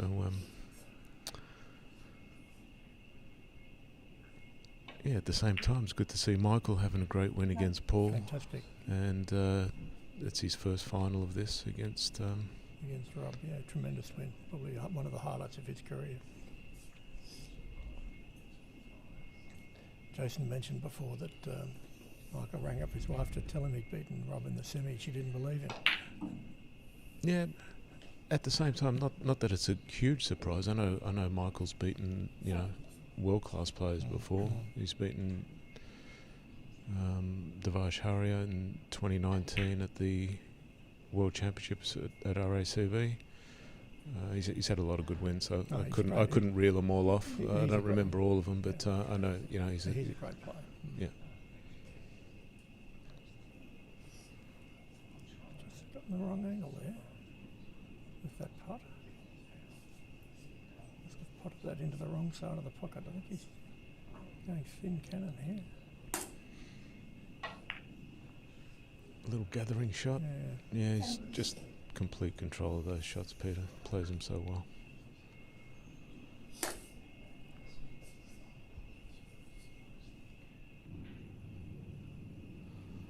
I haven't been listening to the commentary, but you probably mentioned this, but this is the table he made his 597 break on. I had a match on it, and it's really, really playing well. Have to commend the Yarraville club and all involved for the improvements to the room, because I know the Billiards and Snooker Committee have done a lot of work to this room over the last 12 months, and for me the conditions have never been this good, and you know, it's what the room deserves really, with the history of the club and everything, but the table's playing very consistently this year. That's great to hear. There's certainly been some great billiards, highlighted by Peter's 597, but also a string of big breaks by Rob with 300 and several 200s, and big breaks from yourself and several of the Australian players. It's been good billiards this week. Especially with billiards, David, it's crucial, pace of shot, if you get it wrong. And I think in the past, the table conditions might have changed from morning to night and afternoon, but they've been very consistent this year. So I think it's showing in the, obviously Peter's 597, that's the highest break in the history of this championship. And as you said, a lot of consistent breaks by mainly Rob and Peter. There's no doubt in my mind that the installation of the false ceiling here has made a huge difference. What previously was a converted factory, effectively a tin shed, is very susceptible to changes in the humidity. If it was raining, you could just tell the difference. Yep. But nowadays, with that extra layer of insulation and the fact that the heating is much more effective, heating and air conditioning is much more effective. The new lighting which they've installed, which is brilliant. I mean, that in terms of the depth and the brightness of the even coverage, you can see just looking on the screen here just how good the lighting is. Yes. All across the table, very uniform. Yep. And the players love that. Yep. I didn't mention the lighting, but that's another added thing that that they've added, which is fantastic. Yeah, so full marks to George Hoy and his committee here at the Yarraville Club, and the club itself, led by the CEO, Chris Byrne. They've really put in a lot of time, effort and money to ensure that Yarraville remains, Yes. a premier venue in Australia. So lucky to have a venue with 8 tables where we can play major tournaments such as the Festival of Billiards and Snooker here this week. I think with Rob and Peter, there'd be, that's the next level. Like when they're playing tournaments, they just played in Vienna and various tournaments around the UK. Every table they're playing on is virtually heated as well. So that's another layer on top, which makes the table play even better. So maybe down the track we can get that happening over here as well. But that might be the next step for the committee here to consider. But much improved. Really enjoyable playing on these tables. Did you play on this table during the tournament, Steve? Yes. Yeah, I played Don Richter on this one in the last 16. You had a good match against Don, yeah. You had a good match against Don, scoring exactly 1,000 in 4.5 hours, which is terrific. And according to my arithmetic, that's going at 400 an hour, which is nice. I know in the past you've had some difficulties with the variable bounce on the top cushion on this table. Did you find that this year it's more consistent? Yes. Yeah. 58. But that's just normal for steel back cushions to get a bit more of a bounce. So, but yeah, it just seems a lot more even this year.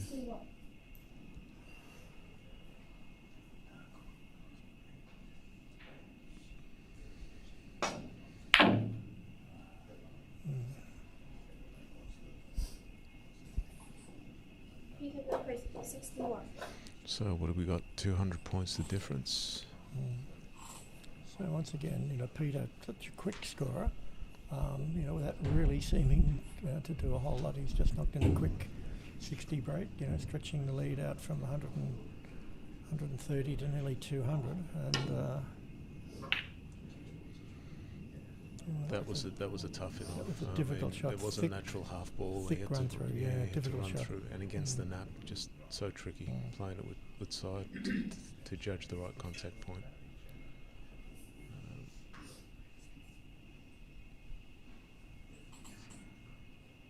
Enough room for Peter to sneak around the back there. Nice shot. That's going towards the top. Yep. So if you can play a few good enoughs here, probably.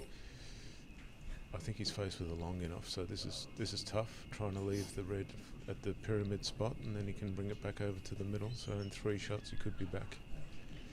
So could be at top of the table. You wouldn't be trying to play this one off 3 cushions to bring it over the middle. You're going to do it in two shots. That's the safest way to do it. Just drop that red in the pyramid spot, and then it's quite a natural shot to bring it over the middle pocket. It's pretty difficult on these tables, although the cloth is quite fast. The tables aren't what you'd call super fast, and definitely difficult to bring a ball off 3 cushions there. And that's one of the toughest shots, really. One of the toughest losers in billiards, isn't it? When it's just towards you. Just towards you. The enough's not on into the middle unless you force one. But so you have to really cue that smoothly. But now, nice opening. now a really nice opportunity for Michael to make a nice break here.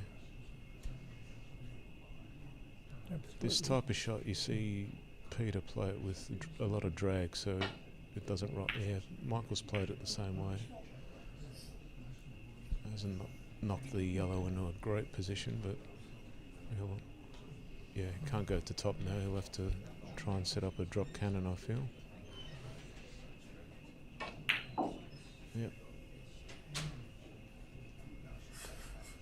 So that's a pretty nice line to leave a drop cannon here, just about getting the pace right.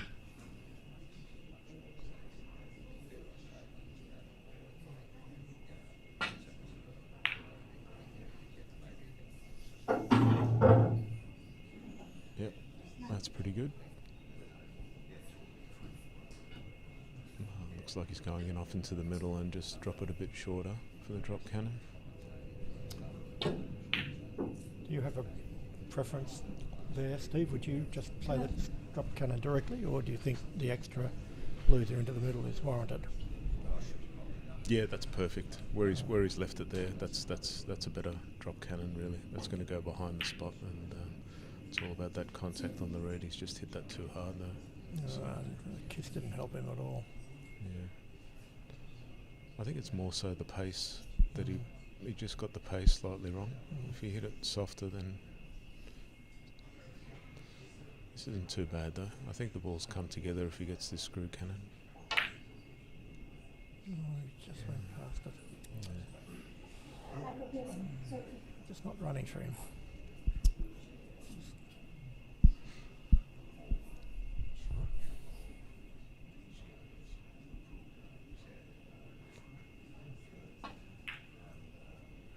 Oh, what a good shot that was. Had to take the risk there of clipping the red on the outside, which he's done. He's also left the white beautifully for so it's a very good shot, that.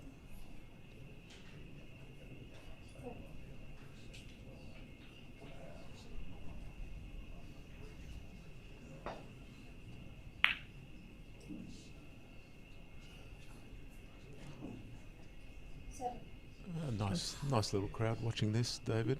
There's about it's 30 good, or 35 it's really, out really there, good to see, I mean, we can't. And the crowd's building up. Yes. And I can't see on the screen here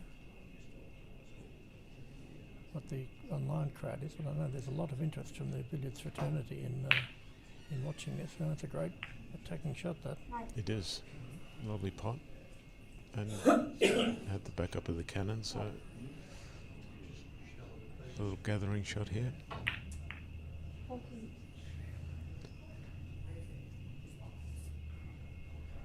Just a matter of screwing this cannon and trying to judge the pace of that red going 20 feet and over the pocket.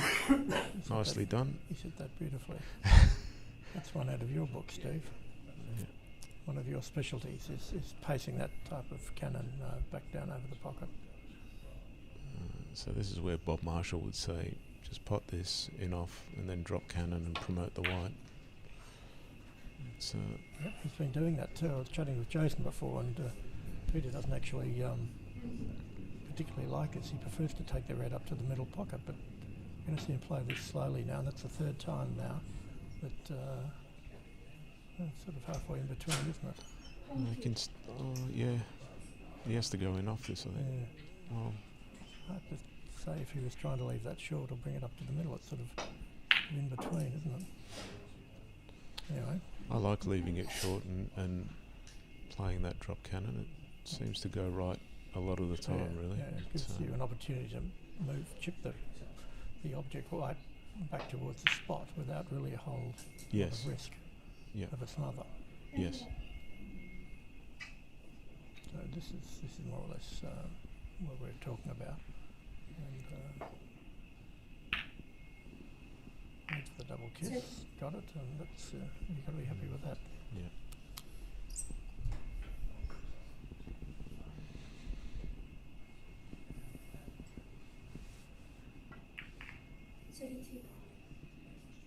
Yeah, looks like he's going to be away here. Locks that wide up and he'll have it behind that spot soon. I don't know about that one. I'm not sure that's where he wanted to leave that.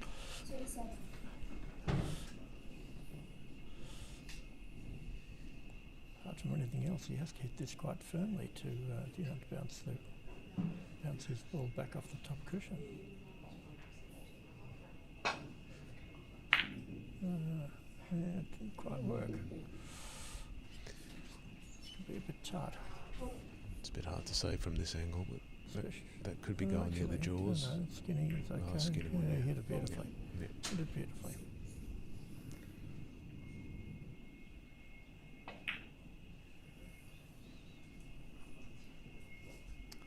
So it's fantastic that Peter comes out to Australia so often, both here to Yarraville and he's been to Sydney for the Sydney Open the last 4 times. He's never lost in that tournament, and he's also played in the Queensland Open as well. So he's a regular visitor to Australia, and also great to see Rob Hall out here so often. Of course, Rob's married to Melbourne girl Anna Lynch, the former world champion and multiple Australian billiards champion. And it's not out here this time, but Rob's also a frequent visitor to Melbourne. It's great to see, the world number 2 and the world number 3 supporting the tournaments here.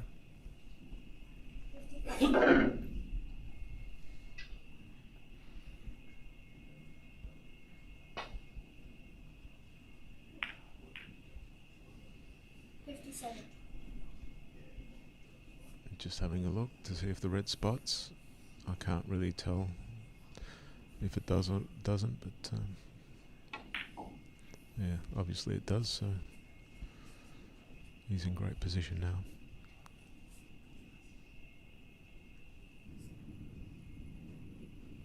Once again, it just seems like moments ago that that Michael missed, and then suddenly he's Peter with 60 to go and just rocking and rolling.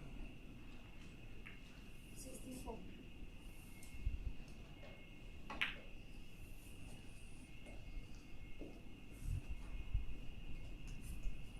67. 69.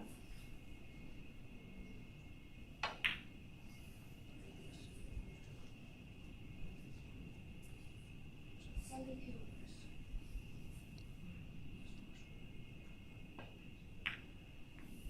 74.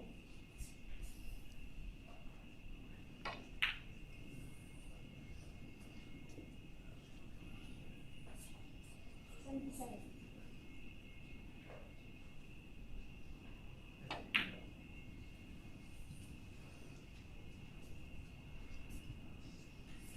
80. 82.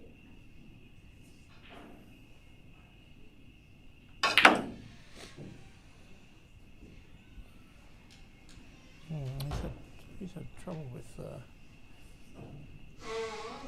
getting that right, getting the ball around the table. Well, he's negotiated the ball line crossing 87. and it's still in very good shape. So Just Soft- wide from the end off by the look of soft this. little Just cannon here. correcting cannon. Yeah, nice. beautifully played. Yeah, really good. It's that soft screw, such an important shot. 92.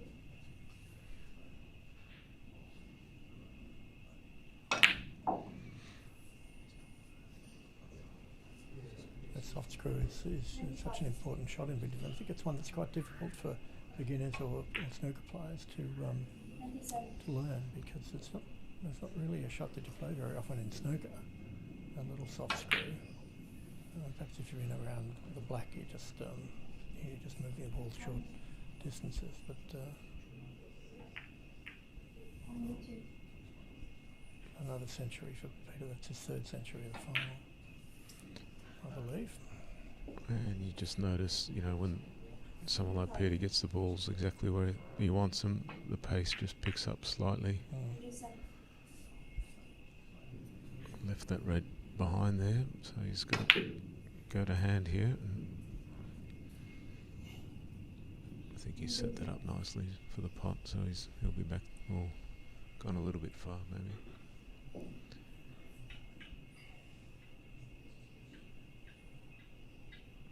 Interesting.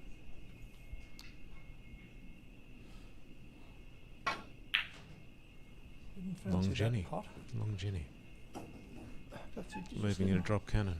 Very good. Perhaps he just didn't have the right angle on that putt to sort of to come down towards the top of the table. But yeah, Long Jenny's putting himself in beautiful position. Oh, let's get hammered that. Got that very thick on the red.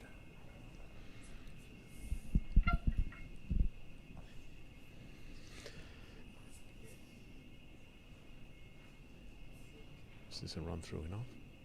Strong right hand side. Beautiful shot. Look at that. Beautiful shot.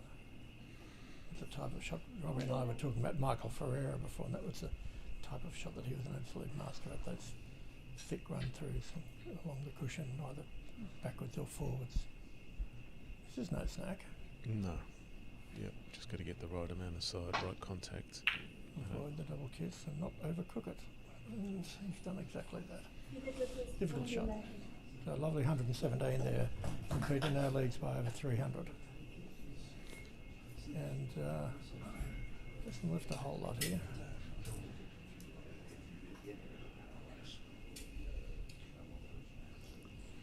Michael's got what's known in the trade as a smash off the red.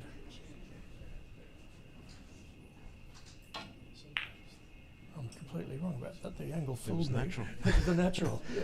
I thought the same as you. Look I thought the same as you. I thought that red's going to go in out of ball. Yeah, But yeah. This is actually nice here. You can leave a drop cannon after this. No. 6. I thought he could have Dropped- manipulated chipped the red chipped with it down, side. yeah.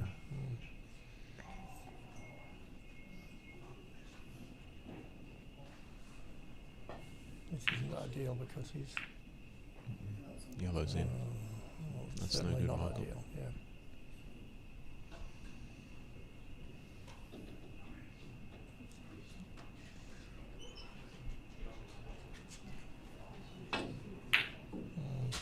Yeah, on another day that yellow would have just caught the jaw and squirted sideways to leave an in off, but today it's gone in off and he's out of business from making a break.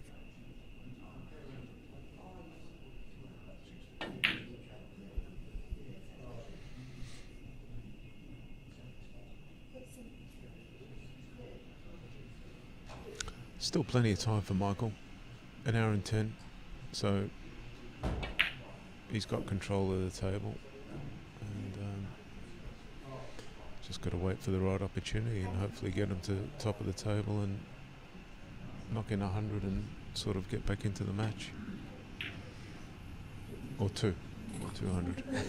A couple of hundreds would be good, yeah.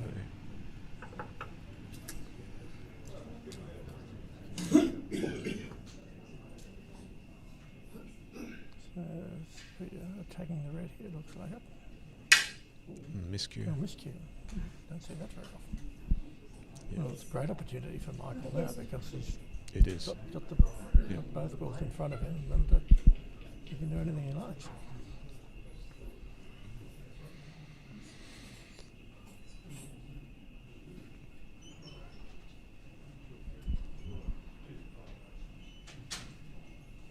Should the clock be stopped at this point when the ball's getting cleaned? Well, In that's your a opinion? great question, Steve. I think probably yes, but they never do. There's similar instances when the referee has to sort of hunt around the room to find a spider or a piece of equipment. You could argue that the clock should be stopped for that as well. What's your opinion? Yes. Yeah, why not? I mean, that could open the door for time wasting too at an end of the game, Absolutely. someone getting the white clean. Absolutely, So why yeah, not? yeah. It probably should be stopped, I think. So there was a stroke of luck there for Michael, really. His ball was heading down into the corner and no guarantee where that would have finished, but going in after the red means he's now got a nice opportunity to set up a drop cannon. See that a bit thin. They're the subtleties of the game. Playing that with check, you're more chance of bringing the yellow over for better position. Now he's got to try and drop this yellow to the pyramid spot, and from there he'll set up a drop cannon. So it's going to Or take him. he actually could go straight to the drop cannon. Everyone plays it a different way, I guess, but I would drop it to the pyramid. Well, they've both missed that same shot in the last little while. Both hit those narrow. Great opportunity gone begging there from Michael. And guess who's going to take advantage of it?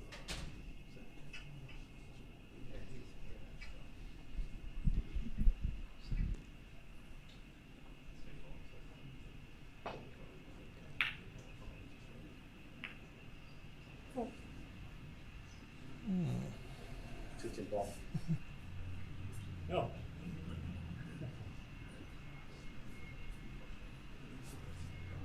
Yeah, that cannon off the top cushion is tough. It can so easily go bad, like this has.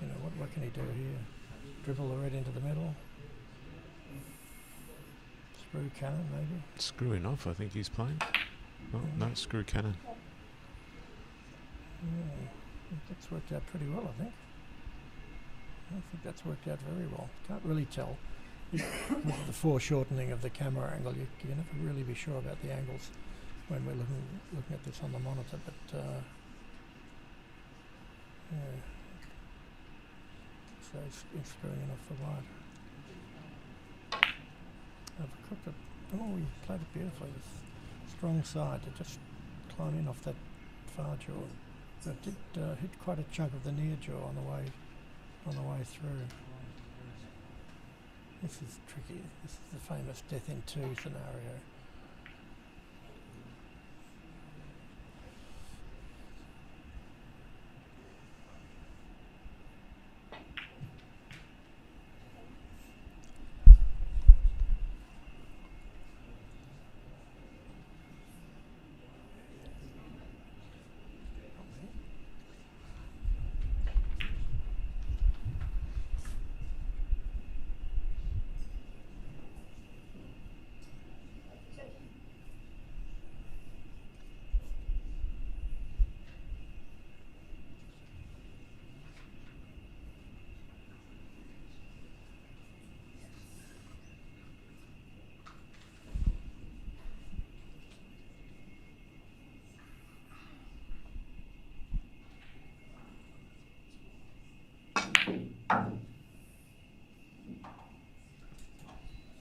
So what do you think, David? It's been great to see 2,000 breaks being made in the last 6 months. It's been absolutely extraordinary, and it's not just that. There's been a heap of huge breaks being made around the world. Yep. And it's 800s and 700s and things like those. 2,000 breaks within the space of a few days was absolutely extraordinary. Peter Sheehan, in particular, I think was absolutely extraordinary because he's a great player. He's a world number 4, but he's not one who's been knocking down the door towards 1,000. Typically, people are knocking in 600s and 700s and 800s, on their way to 1,000 break. But Peter seems to have just leapt from the, around about the 400 to 500 mark, straight up to a big 1,000. Fantastic break. And in watching the end of the break, I didn't see the whole break. Doubtless you did. He looked to be in complete control. I'm not sure, because obviously. Being in Australia, it's hard to watch billiards in the UK because it's on at strange times for us, unless you're a night owl. But I think they were both made on the same table at Landywood. I think you could be which right. is strict match cut pocket. So even more impressive that those two breaks were made. The other 1,000, of course, was made by David Corsier, the world number 1. He's just been in fantastic form for the last 3 or 4 years. He's just winning, 95%. 95% of his matches, but about 80% of the tournaments. Rarely does he suffer a loss, and just knocking in huge breaks and scoring so quickly. He's an amazing player, absolutely amazing. So there's now, the ranks of the 1,000 break club has jumped up by 2 more just in just this year. Great to see. Great to see 2 guys being so dedicated to billiards.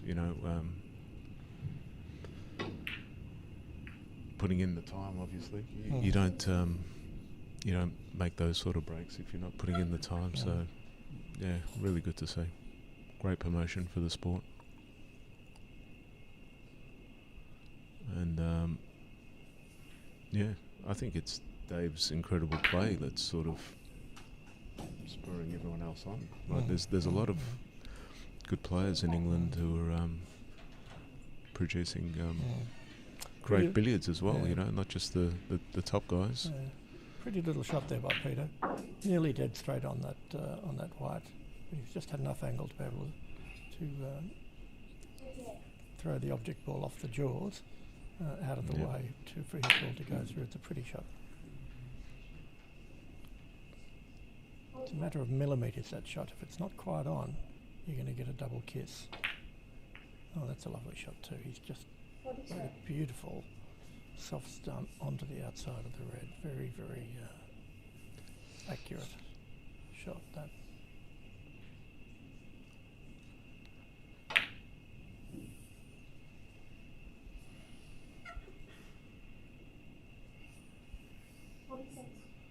Just a little screw with running side to just change the angle oh so slightly. Absolute master in action.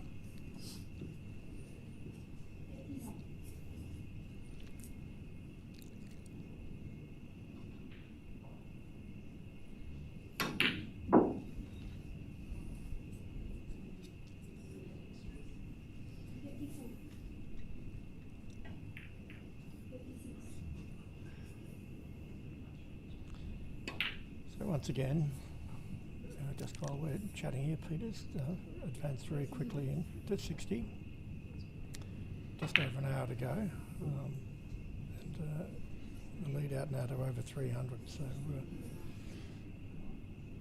that's a clever little shot at top. When you're 2 straight on the red, just screw back 1 inch.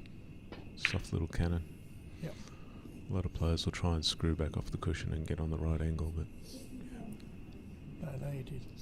It's just a very pretty little shot.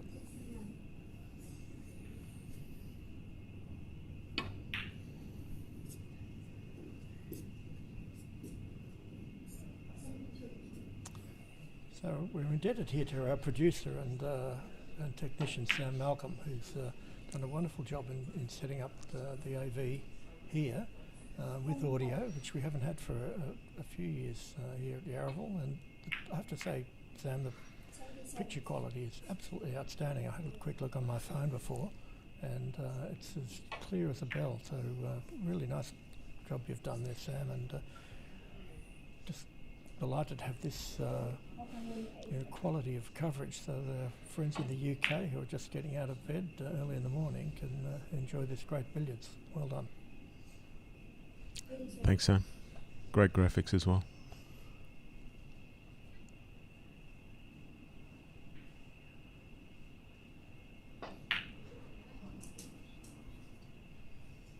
Okay, so we're looking at a balk line crossing now. 86 to go.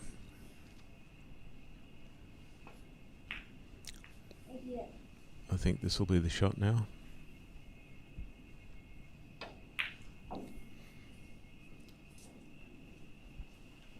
Thanks for your company, David.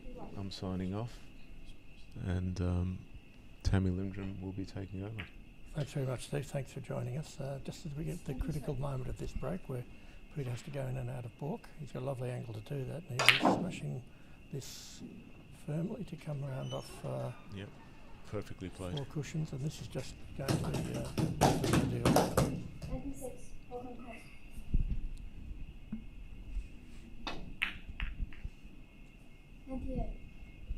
Needs that to get a wriggle on. That has, yeah. Thanks, Steve. Thanks for joining us.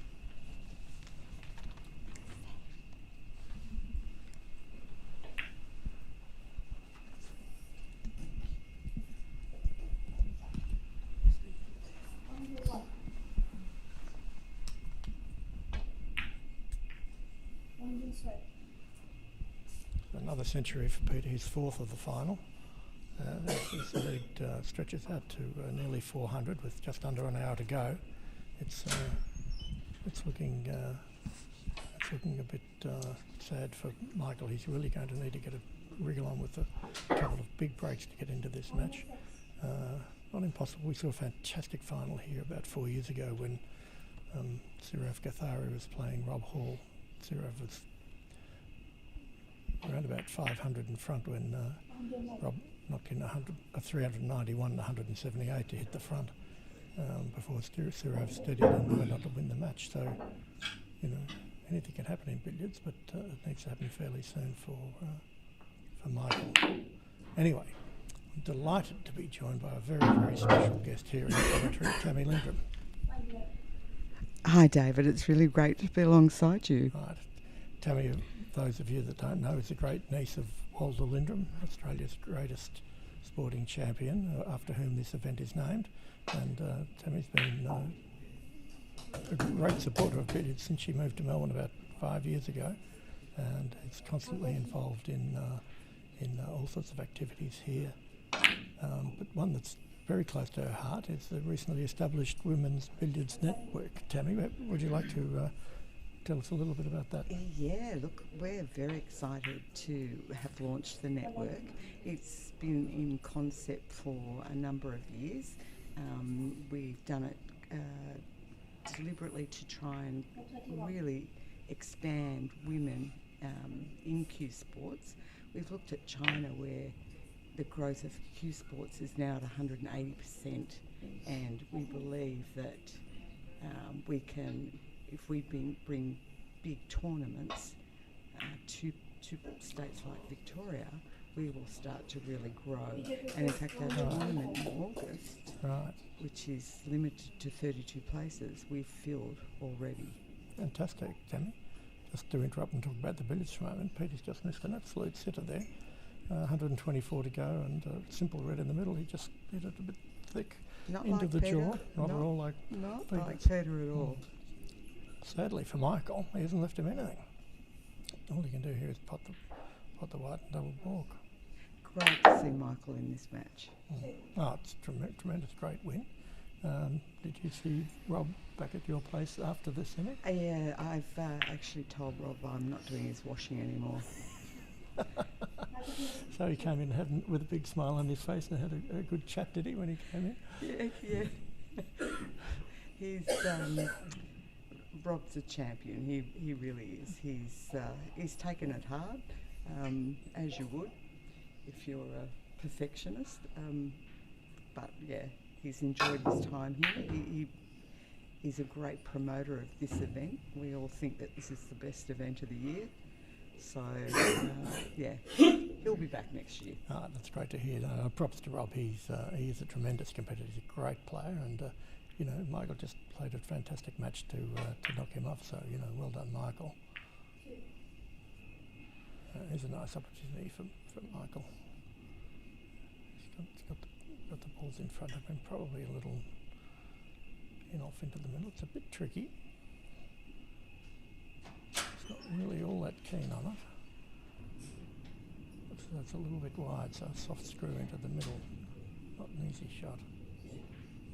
I think he's potting the red. Oh no. Able to move that in, that's okay. So with the event in August, Tammy, so tell us about the level of prize money and where the players are coming from. Yeah, so we managed to find a major sponsor, Capital Guard, and the prize money for the women's snooker event will be $20,000. We pay down to the top 16. We're also going to have a turbocharge event on the side, so those that fall out still have an opportunity to continue to play and compete. We've had so much interest from this tournament and the snooker academies that we're running for women that we've actually we had 2 snooker academies to start. We've actually just launched a 3rd one, which is fantastic. And the women are telling us that whilst they love you guys, it's very nice to have their own space to make mistakes and not have anybody judge them. So that's great. That's great news. Michael's got a big grin on his face there because he's fluked already. He got the cannon that he was playing for, but he fluked already. This is actually okay. You can run through this and it'll bring the yellow out of balk.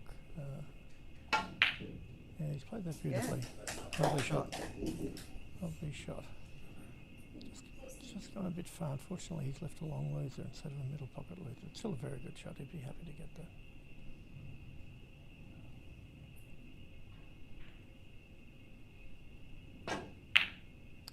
So tell me, where is that event being played?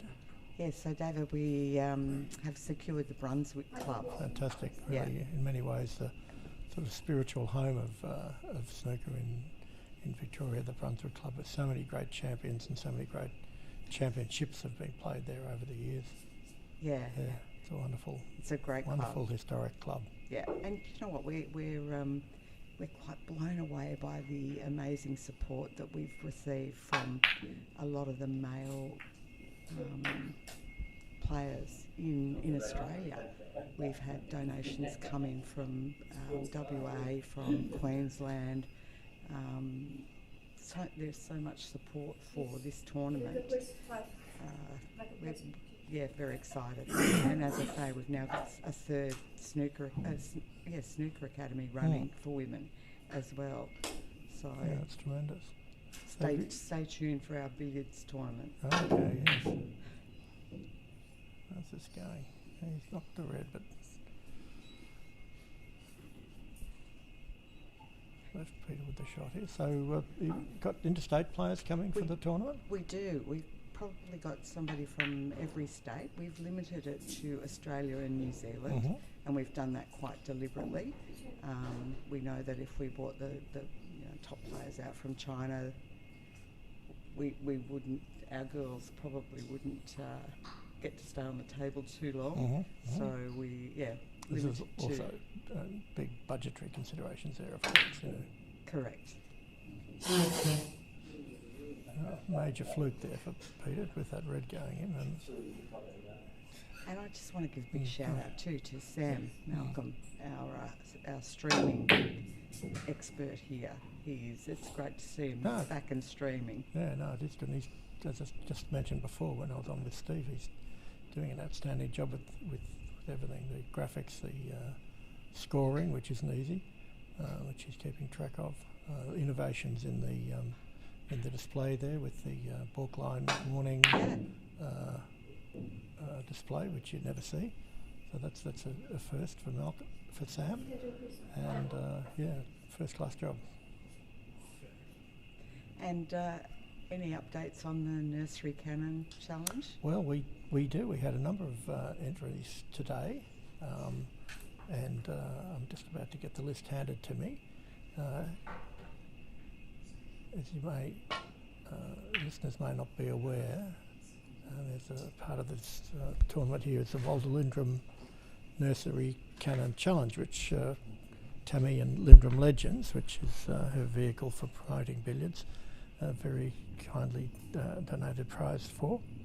And the leader in the challenge at the moment is Peter Gilchrist, who has got 14 cannons. He actually made that in a match this morning in the semi-final, after being challenged by Don to do something a little bit different, which he managed to do. Next up is Mac Brinkovic is actually the leader with 32, but that's a bit unfair because Mac wrote the book on billiards, so he has an unfair advantage there.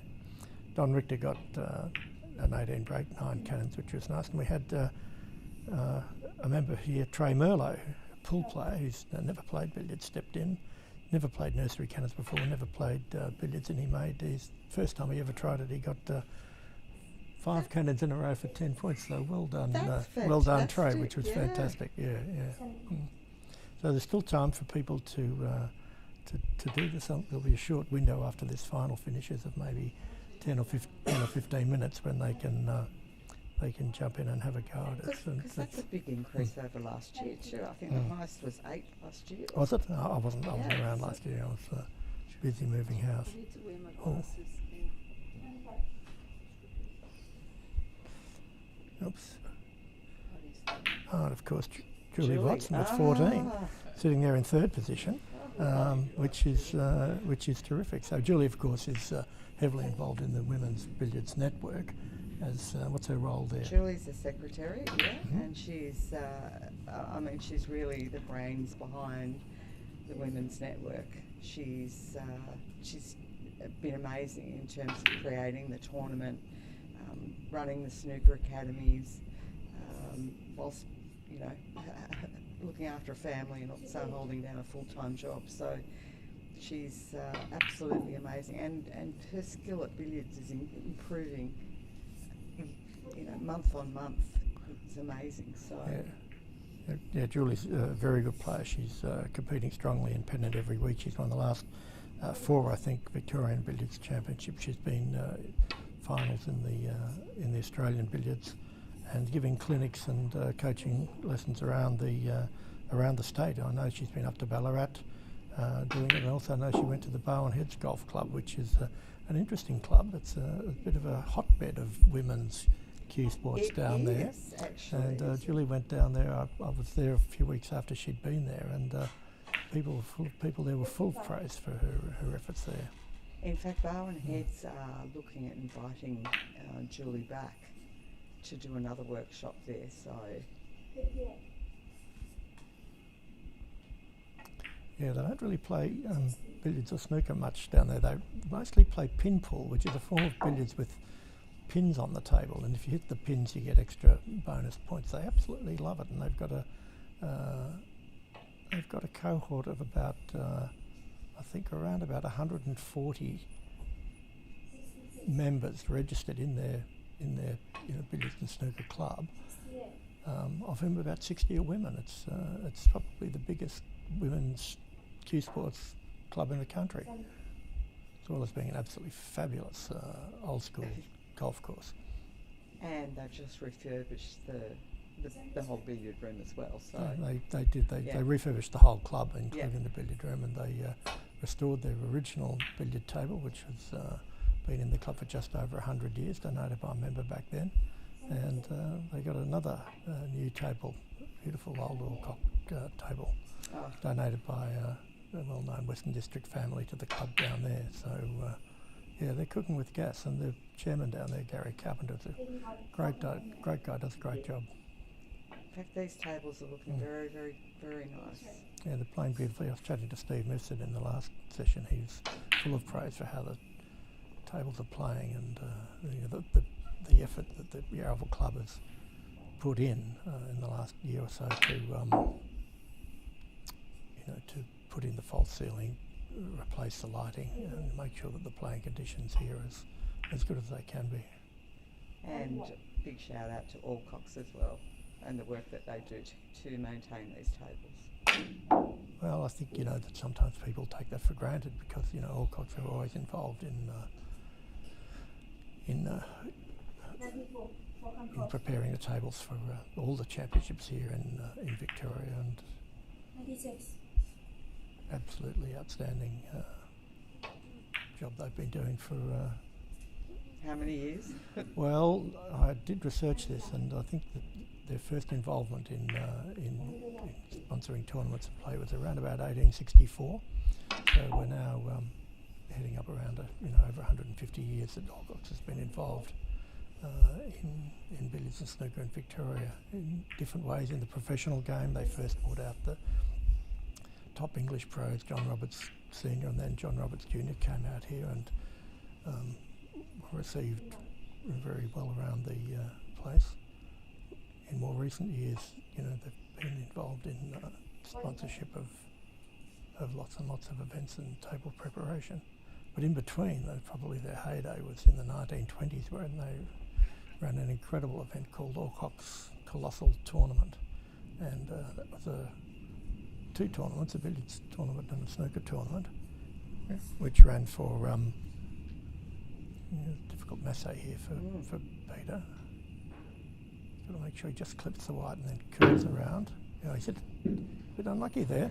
Went right around the red. Probably shot yet another century to Peter. I think he's fifth in the final. So Alcox Colossal Tournament ran for 4 years in the 1920s, and started off with around about 4,000 players in each event, and finished up with I think just a tick under 10,000 players. And funnily enough, they stopped it after that because I think the tournament organiser must have died of exhaustion. Amazing. Absolutely amazing, yeah. And it's always great to see the posts that you do capturing that history, because without you, we wouldn't be holding on to that history. Yeah. So, yeah, no, it's a great pleasure. I'm in the fortunate position for being able to do some of the social media for Alcox, and it's a job I actually love because I've got completely free rein to do anything I like. I can talk about tournaments, I can talk about tables, I can talk about equipment, I can talk about history, and there's so much history of a company that's now 170 years old. Lovely touch shot. If only he'd left them touching. I think that might have been a miscue.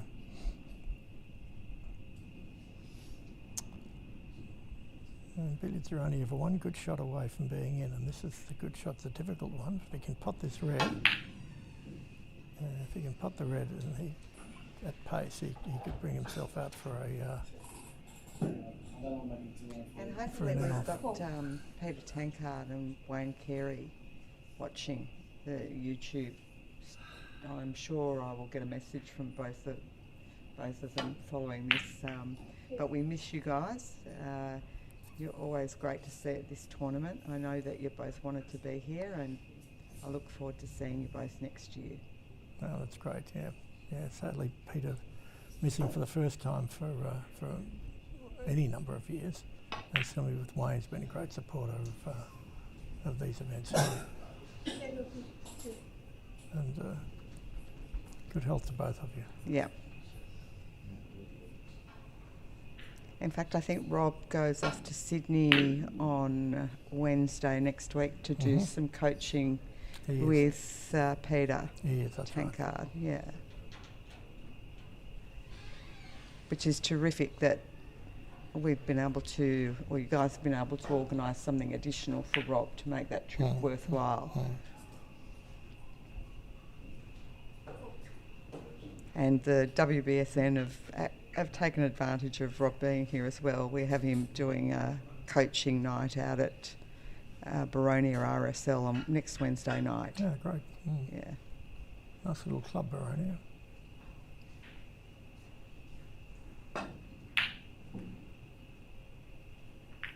Baronia and Clayton have become our 2 snooker academy clubs for the women's. Yeah. So the newly reopened Clayton Sports Club, which I'm excited to get out. I haven't been there yet. Oh, it's beautiful. Beautiful. Yeah, Jim Ryan's done a great job out there.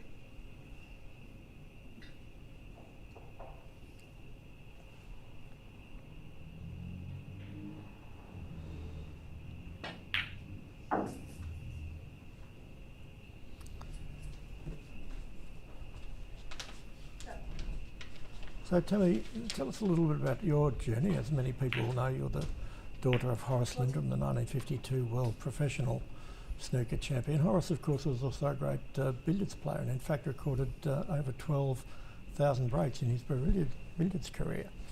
But I met Horace when I was young, but I'm interested to know what brought you to Melbourne about 5 years ago. So we were lucky enough. I was always very close to Dolly Lindrum. So Dolly was my godmother, and Walter was my godfather. So my relationship with Dolly was always very strong.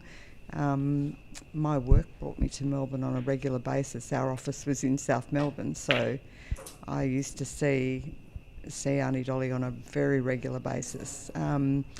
She was.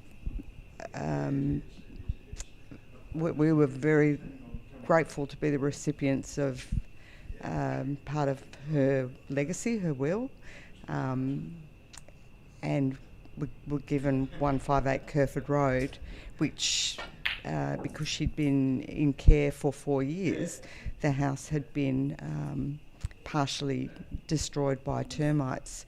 So John and I made a decision to move to Melbourne to try and hold on to the home and restore it while we could.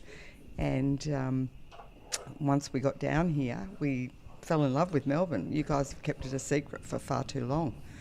And also, Auntie Dolly had always said to me that I needed to make sure that Walter's history, or the Lindrum history, was carried on.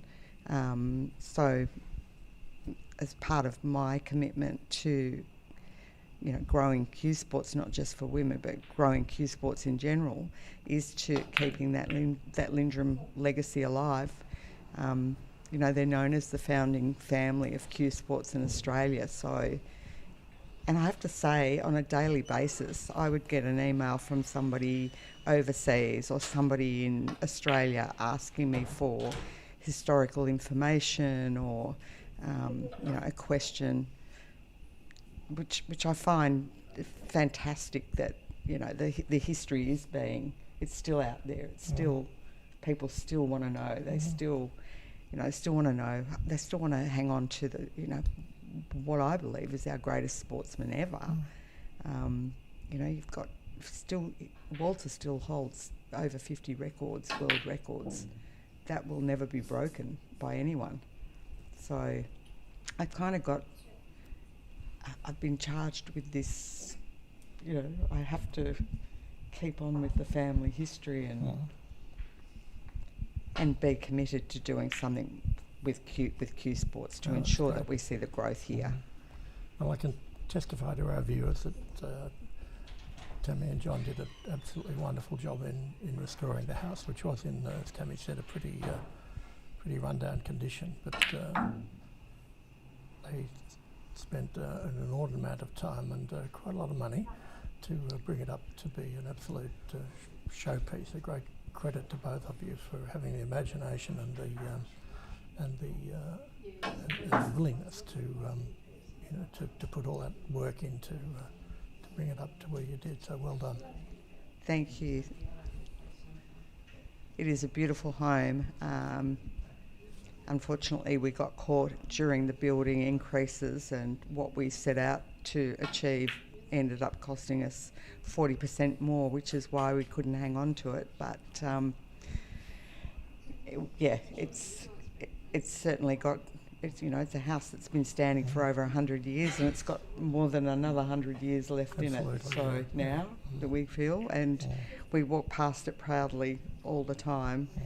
and it's become part of the Shrine to Sea tour that the Victorian government does, and it's a notable home in Kerford Road in Albert Park, so yeah, it's great. And Tammy, of course, there's a very interesting story around Walter's own table, which was in the house. Can you tell us a little bit about that? Yeah, so very proud to say that Walter's got a display out in the Sporting Hall of Fame at the MCG, as well as, he's on the legend board out there, as well as the Sporting Heroes wall. But the MCG also now are in possession of Walter's table, which has been beautifully restored by Alcox. Again, I can't speak, enough for what George and his team have done for the table. We're currently in discussions with the MCG about what that first presentation of the table will be. There's lots of ideas, there's lots of great suggestions. Expect something big there. So watch this space. Watch this space. Yeah, because I know that Jed Smith, the director of museums at the MCG and director of the Gallery of Sport, is very, very keen on doing something good with this wonderful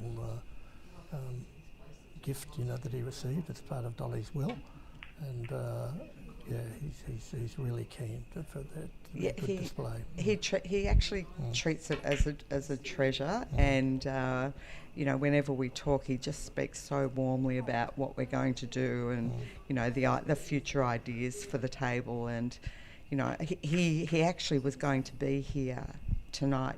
He was going to come along tonight, but they had the Neil Danaher funeral this week at Wednesday, the MCG, yes. So he's been very busy, but he actually was prepared to come along tonight to see this event, and so next year I would expect that we'll have Jed Smith actually here, which would be great. Great.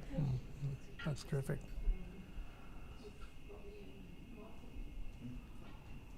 Well, the billiards goes along. The sting has gone out of this match now with Michael over 400 behind with 32 minutes left. Yeah. So there's not time now for him to get this unless he virtually plays out time. 42 break to go. And how many have we got in the national?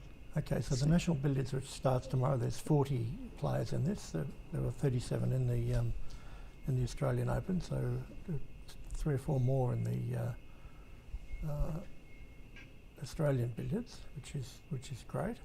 And similar format, we've got a round robin with 8 groups of 5, so everyone gets plenty of billiards, and then proceeding through to the knockout with the final on 5-hour final on Tuesday. So lucky cannon there for Michael. Played the long jet. He just spotted a bit wide on that and came off the jaws and got a cannon, which can happen. This is a pretty shot here. Soft screwing off. I'm going to love you and leave you, David. Right. I'm handing over to Jason.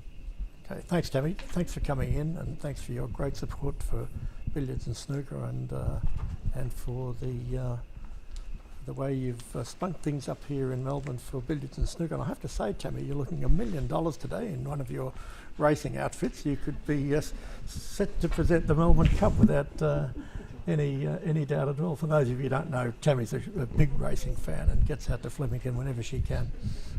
Tammy always smells very good as well. She is. She's extremely fragrant, I think is the expression you're looking for, Jason. You don't get a lot of people in this sport that smell good. Yeah, okay, thanks. I think we'll leave that one there. I heard Tammy talking about how she fell in love with Melbourne. I meet a lot of people in Singapore who visited both Melbourne and Sydney. They all love Melbourne. Mm-hmm. Somebody told me they heard an expression, which I haven't heard here. Sydney looks good, Melbourne feels good. Okay, that's interesting. I like that expression. Yeah, I haven't heard that before. Yeah. There's no doubt that Sydney does look good. It's spectacular. It is. Spectacular city, you know.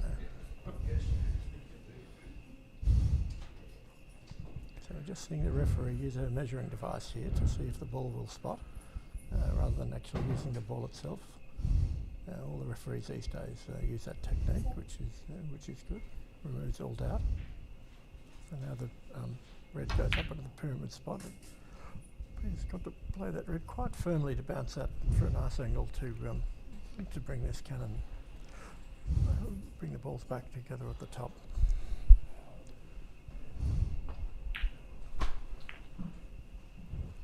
So neither player has really gotten going to their best ability, have they, in this match? What's been the highest break? I think it's around the 150 mark. Right, okay. Peter's made 5 centuries, just Well, that's not too bad. unobtrusively, you know. Yep. No, here we go. Tammy should be here Nurseries. because he's got nurseries. He might be after that $50 prize. Fortunately, they're pointing the wrong way to make a Yeah. big nursery break. Yeah. Although Peter's... He's foul. Well, this gives. Hopefully, they're not touching, which gives Michael a chance, and maybe Michael can run a string of nurseries here and snaffle the prize for the Walter Lindrum nursery cannon.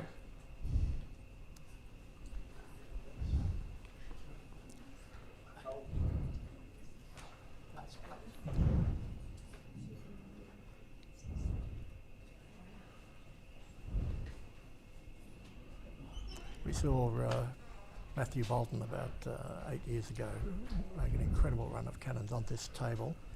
He had the 2 balls on the top cushion and he made a run of about 27 cannons without any of the balls moving. It was the most extraordinary. Wow. He just went back and forth across the face of them. Yep. It's on YouTube. Really quite remarkable display of skill by Michael in an area that really wasn't his specialty, because he didn't play, as nobody plays nursery cannons these days, except as a sort of a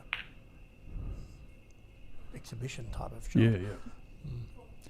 That's very hard to do, flicking across the edges. It You hit the first ball a fraction too thick and you line them up. Yep, no, it was incredible. Mac Rinkowitz made an extraordinary break in Ballarat one year. Let me try and remember. He had the white down more or less behind the spot and the red over the middle pocket. He played about 12 middle pocket losers, which took him to about, he was on 60 at that point. 12 middle pocket losers took him to, he must have been 61, took him to 97. And everyone was thinking he's going to go to the top. He played a long gathering cannon and then played 28 nurseries and the break was 153. Fantastic, yeah. And the referee at the time was a pennant final, and the referee at the time didn't play a lot of billiards. He looked over to me, I was a spectator, and said, "Is there a limit to these?" when he played about 20 cannons. Excellent. Yeah, so we had a night out at Kooyong where Eric Worsley made 2 runs of over 20 nursery cannons in the same game, playing against Alistair McIndoe. Wow. So they're around the cushion crawlers, as they like to call themselves. And in fact, Mac and Eric have just republished their book on nursery cannon play. It's a slim volume of 4 volumes, and available here at the Yarraville Club for anybody who'd like a copy. Mac told me that he cut a lot of the redundant parts out of it. He chopped out about 250 pages. I think there was about 600 pages or more. But then he added that he'd written another new 250 pages, bringing it back more or less to its original length. Martin Goodwill tells a very good story. He was in Belgium and he was actually getting some instruction on nursery cannons from a carom player. And the carom player had made a run and talked to him about the shots, and he set them up for Martin to play the first of a series of nursery cannons. And Martin took the cue, did a backswing of about 1 centimetre, and the Belgium guy said, whoa, what are you doing? Way too long. Yes. Right, that's funny. Yeah. That may well have been Raymond Kuhlemans, a famous Belgian cueist who played in all sorts of... Could have been. He did spend time with Raymond Kuhlemans. Yeah. He did played a number of IBSF World Championships in the 70s and 80s, Raymond, and loved his billiards. You know, he was multiple world champion at three cushion, but also found time to try other disciplines, including English billiards. His son Martin is now one of the leading players in. His son Martin is now one of the leading players on the European carom scene.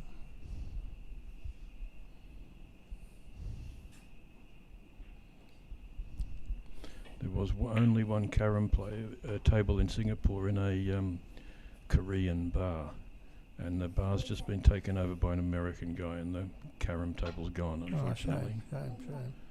I had a go one day at the three cushion carom, and I felt pretty good off the first two cushions, and then it just took a weird angle off the third cushion. Yeah. Very hard, much harder than it looks. I've just been advised that the commentary is a little bit hard to hear and we need to speak up, but Jeremy, you don't need to worry, it's mostly waffle. Be good to see Michael make a break here. Yeah, just you know. He would have liked a better angle on the red there. Just going off this. Try and bring them together, perhaps. Yeah, that's not quite far enough. That's slightly awkward. It is. You might have to go off the red. You have to go off the red and hope that if the red kisses the yellow, they don't disturb too much. Yeah. I always think it's best to play these slow so that when they do kiss, they don't spread. But he's got other plans. Yeah. He's gone off that quite thick to make sure it didn't kiss the yellow. So he did well to avoid the yellow, but this is not exactly what you'd call favourable. He'll probably force in off the yellow now. Screw cannon, I think. Is he doing that? And send the yellow round the table. Oh, good shot. Good shot. Played it beautifully. Brought them together. That's very nice. Oh, that's a tremendous shot. Tremendous shot of the match.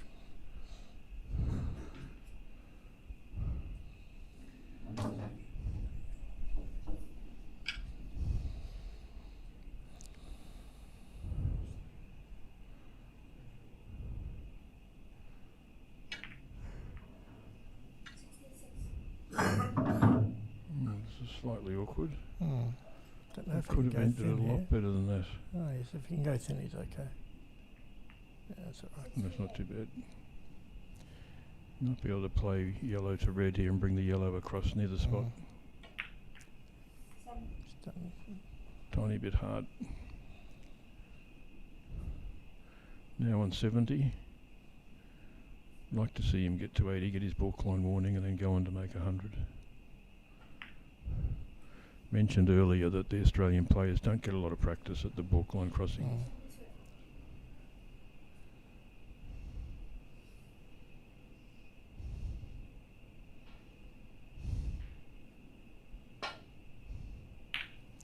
Heavy drag to control that, to be able to hit it with a bit of pace but have the white arrive softly.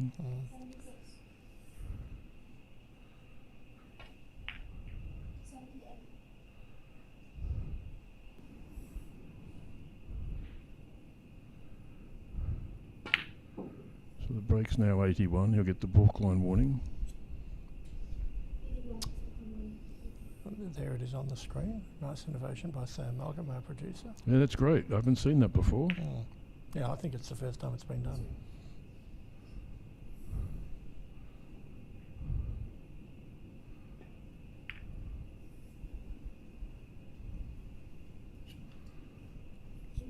So I don't know if Michael has a plan for the crossing.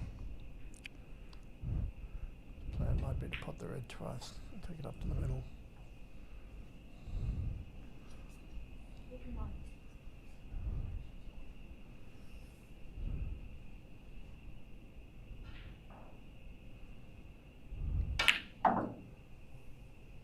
Or is it that a bit hard? So that's the method that Pancage likes to use. He likes to get across the balk line by two pots off the spot and then potting it off the middle, running through balk. Of course, Pancage is a great snooker player.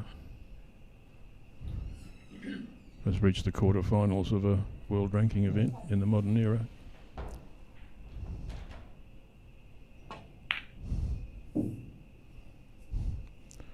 So now he's in trouble. 98, he has to cross balk. He's probably going to pot this and screw back. I can't see any other option. No. The good news is that all he has to do is just screw it back into balk, and he'll have some sort of a cannon. Yes. So it's not. Oh, he did it Oh, nicely. well done. Yeah. Well done. Actually hit it too well. 101. Yeah, great. Well done. Great to see Michael get it done in this final, because he hasn't exactly had the run of balls. He screwed back Oh, nice perfectly. shot. Oh, and he's got perfect here. Oh. Little drop cannon for back to the top. I take back what I said about him hitting that previous one too hard. It was perfect. It's a great recovery. Another drag shot. Michael likes playing with drag. Well, all the top guys do. Yeah, it's a great little sequence he's done there. One, I don't think I've actually seen that type of balk line crossing before. He just brought the white ball back into balk and played from balk. It was a very imaginative solution to a difficult problem.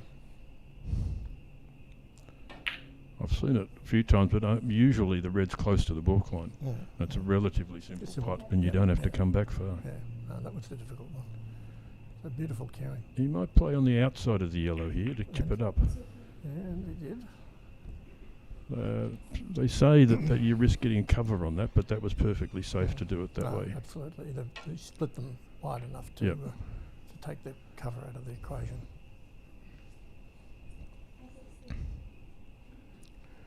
Would have loved to be a touch further on that one. Just check side, pot the red, come up the other side. Beautiful shot that he's just That is a nice shot. Just missed the yellow. the yellow by a whisker there. And yeah, difficult to pot those reds with check side. He played that beautifully. 121. Well, he's 300 behind, 80 minutes left. If he goes at 6 minutes 100, who knows? Yeah. Big ask. Now 6 minutes 100 isn't particularly fast. You know, these top guys at the top of the table can go, you know, around the 5 minute mark when they're flying. But yeah, about 6 is about right. If you've got a couple of shots, you've got to think about it a little bit that aren't quite perfect. Yeah, and the balk line crossing slows you down.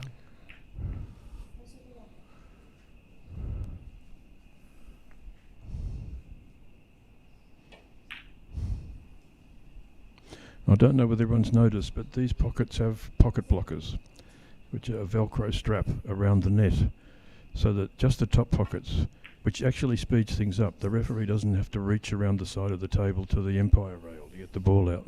Yeah, it's a great innovation. There's been various different ways of doing that. Tennis balls, socks, but I think the Velcro straps are by far the best. And it is very good. Our director of referees, Larry Afforgan, has got a stock of patented Larry Afforgan Velcro straps, which he carries with him to every tournament, and they're very welcome. Great work, I've got Larry. both Velcro straps and fluffy towels. Ah, right. The problem with the Velcro straps on the star tables is the net's very tight. Yep.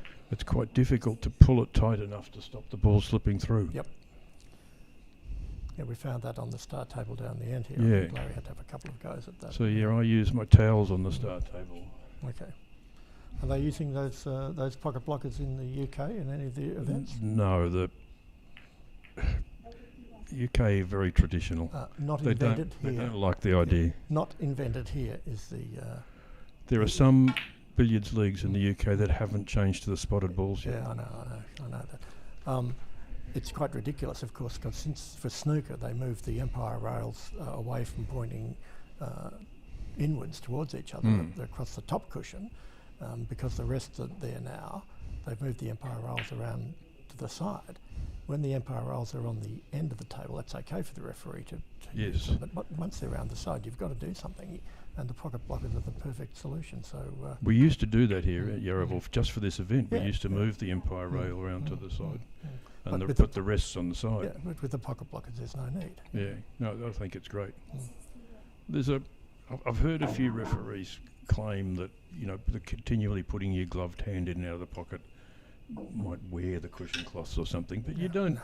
In fact, you don't have to go right into the pocket. The ball's just sitting there. On the top. Yeah. Yep. No, I think it's great for billiards.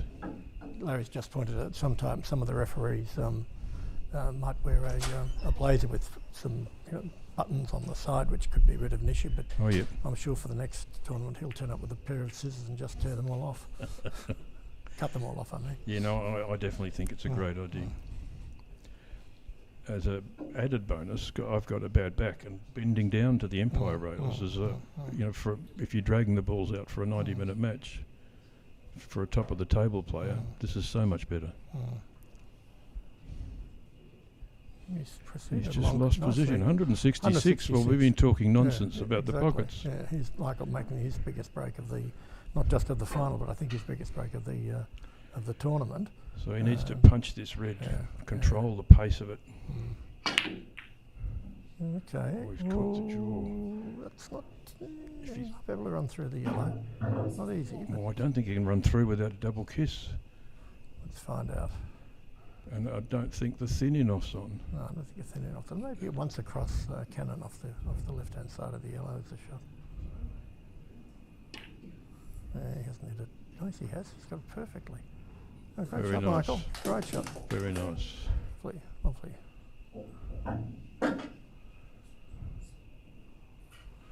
Peter won't be getting nervous just yet.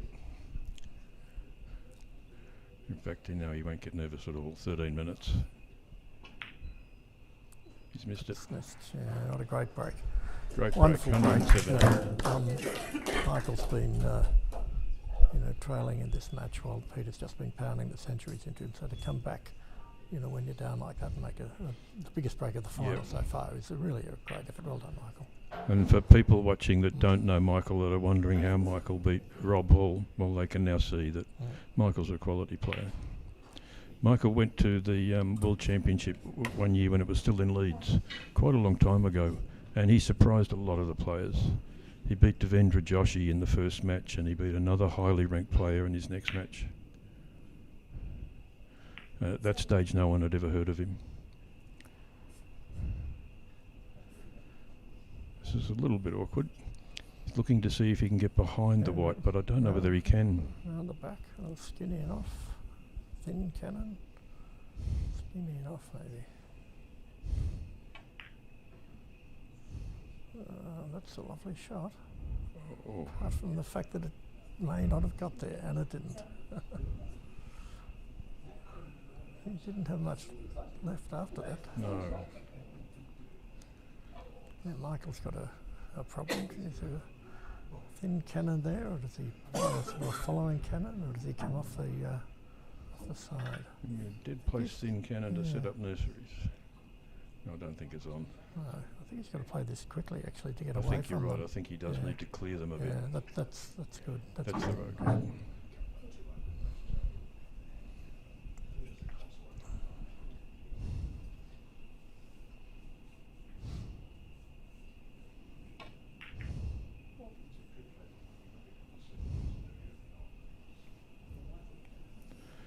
So with the Australian National starting tomorrow, Michael will be feeling good, I think, about having knocked off Rob. He's just made a 170. He's now had a few days on the table, as has everybody else.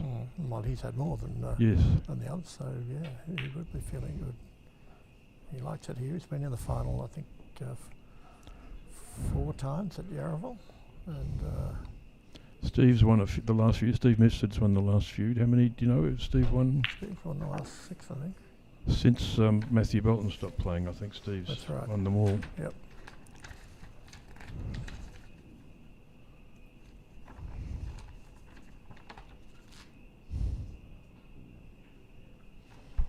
So Steve's won the last 4. Right. Oh yeah, we missed a couple with COVID. Missed a couple with COVID, yeah. Matthew Bolton, if you're watching, come back. We want you. Great player. Oh, fabulous. I think people forget, just how good Matthew was. Every year we'd come down here to Yarraville and Matthew would be guaranteed to knock in a huge break. People that overseas, especially in Asia, that don't know him, I show them the ABSE results sheet for the 2018 Australian National, and Matthew's breaks are 800, 600, 600, 500, 500, 400, 400, 300. Yep. Unbelievable. Yeah, he'd come down here every year and knock in, 3 or 4 500s, and he crept his biggest up through the 600s. 700 broke Bob Marshall's world record, which has stood since the 50s, and then knocked in an 800 on this table that they're playing on now in the semi-final. 809, tremendous break. He's a great player. He's a great player. I did an analysis of Michael's of breaks and Matthew's breaks, and it was just a great shot. That was a quite thick run through, and it was just amazing. He made year after year, succession of big breaks. I think he made something like in a 15 or 20 year period, he made about 30 breaks over 500. Wonderful. He's a machine. Beautiful top of the table player. Wonderful recovery player. When he lost position at the top, he'd be back in 2 shots. And I was looking at one of his results recently. The recorded record in a 90-minute session used to be Chris Shutt, about 1418 or 19. In Landywood in January, semi-final, Dave Corsier against Rob Hall. Dave made 1470, I think, in 90 minutes, in 4 visits. Rob scored 15. But there was one year in the Oceania, the second session of a 90-minute, the second session of a 3-hour final, Matthew also scored well over 1400, but no one recorded the half-time score. Yes. So we don't know exactly. Yeah, exactly what it was. Here's this check side pot again. He missed it. Too thick. Too thick. No, it wasn't easy. Strong check side on that one.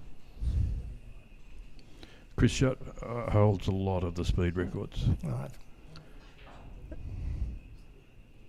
Did he make a comeback recently? No, he hasn't. He hasn't. Selling cars, I think. Okay.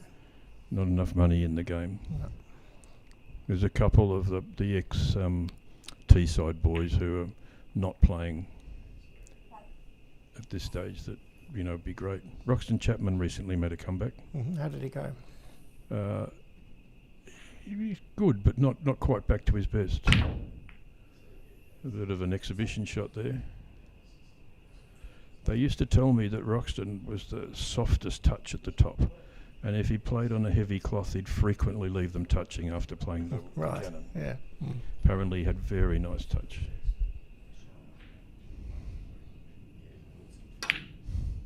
Oh, what a beautiful shot that is. Just landed perfectly on the outside of the... So this is typical Peter Gilchrist. In the last sort of 7 or 8 minutes, he's playing for his own amusement and that of anyone watching. He's just ignoring the pot here and playing another cannon. Yep. He'll play another screw cannon here. One of his goals in the last few minutes, if the opportunity arises, is to get the 10 shot. Rod Nelson got a 10 shot against me in the round robin earlier this week. I'm surprised he didn't. He did play the cannon, yeah. He might be trying for the most number of consecutive cannons against. He once made about 30 cannons at the end of a match. Saw that on YouTube. Yeah. Fantastic. And not nurseries, they were all over the place. All over the place. Yeah.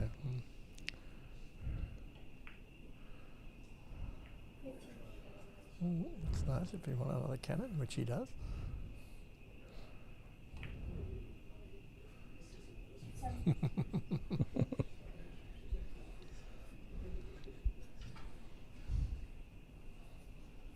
You can bring these together here with a good shot. Oh no.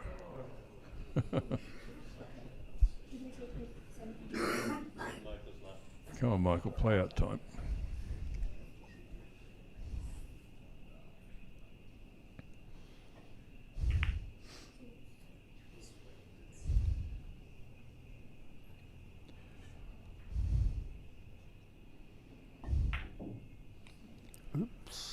Sam, the streaming guy, is doing a great job here. I didn't realise until I've just seen it, but he's entering the breaks. You don't have the like the Pro Score remote where the scoreboard on the stream is synced to the referee remote. Scoreboard, yeah. So it's quite hard work. Oh, it is, yeah. No, Sam wrote all the software himself. And he's got little buttons there for, you know, red, white, cannon. And he just, as each shot is scored, he's pushing that button. He's got the advantage too of being able to, well, sometimes hear the referee calling the break just as a spot check against what he's got there. But I haven't seen him make a mistake yet. One of the new rooms in Singapore has 3 start tables that all have the automatic scoring for snooker. It's a sort of little, you know, eye right in the middle of the light shade linked to the software. All done by AI, no doubt. Yeah, it's unbelievable. You just see the scores going up on the electronic there, like the scoreboards are like a TV screen. Yeah. And it's just all automatic. And it's accurate? Yeah. I think someone has to press a button when the frame's conceded. I think that's about it. Perfect double kiss there from Michael. Beautiful shot.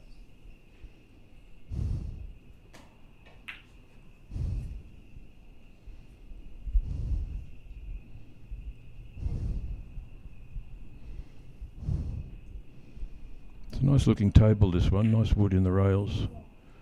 It's got massive barrel legs, which is not everybody's taste, but I think it looks good. And nice wide rails. Yes. Which is great.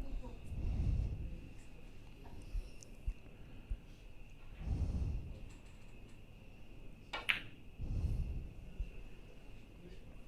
just don't recall what the timber is. I did know at one stage, but it's just The Rasson tables have very nice timber in the rails. I think it's real timber. It looks like it. The Star tables is painted chipboard, more or less. high quality chipboard. Oh yeah. In fact, you can see it from the Star table in this room, where the lacquer is chipped away. Yeah.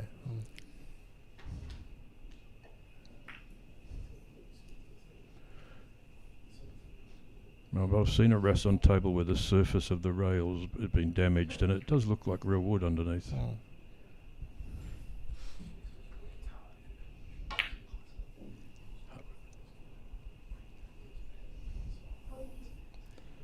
I'm informed it's some sort of a hardwood, probably a highly endangered rainforest species.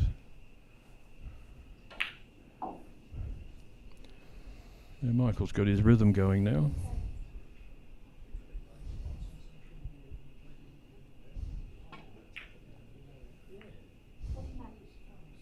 So we've played various formats in this tournament. In years past it was often 100 up or 150 up. One year I think they had 50 up. In more recent years we've had points up, long up and time. What's your view on the different formats, and have we got it right here? I don't think so. The top players love the long up. They don't get to play it very often, but it means the match is always live. It doesn't matter how far you are behind.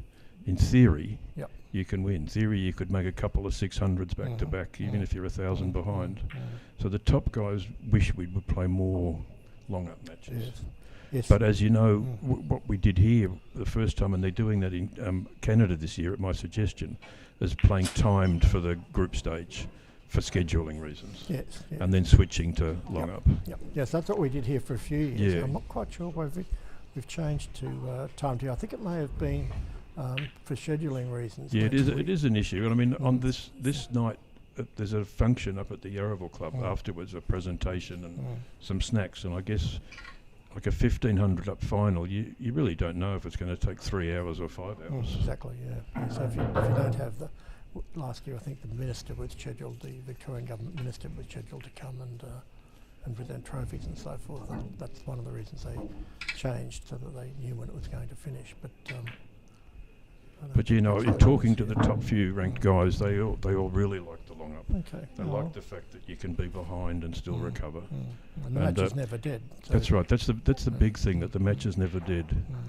You get so many matches, especially in this modern era of Corsia.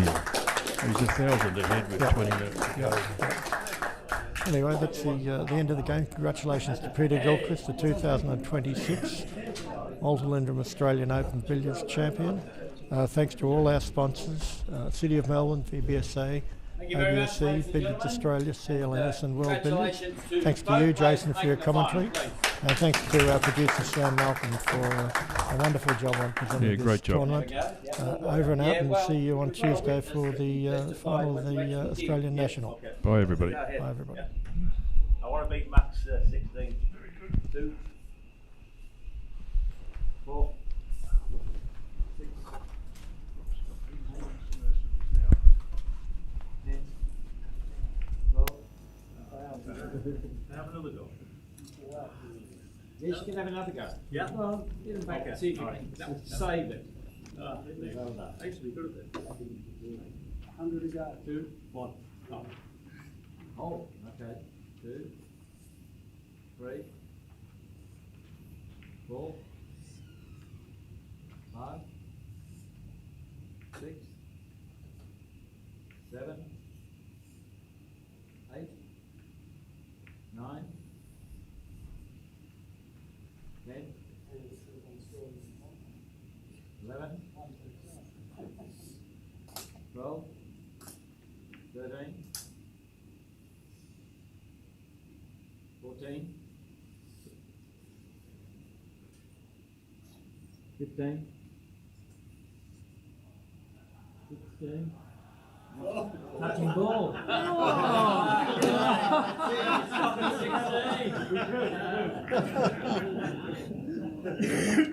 Thanks, Paul. Smashed your 10. What did you have as your score? 709 or 710?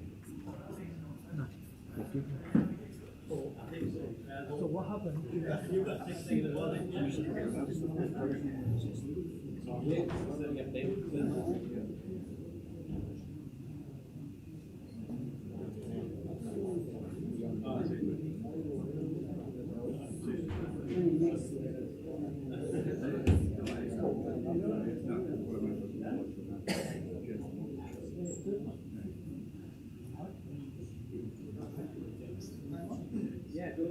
G'day, Neil. Great to see you here.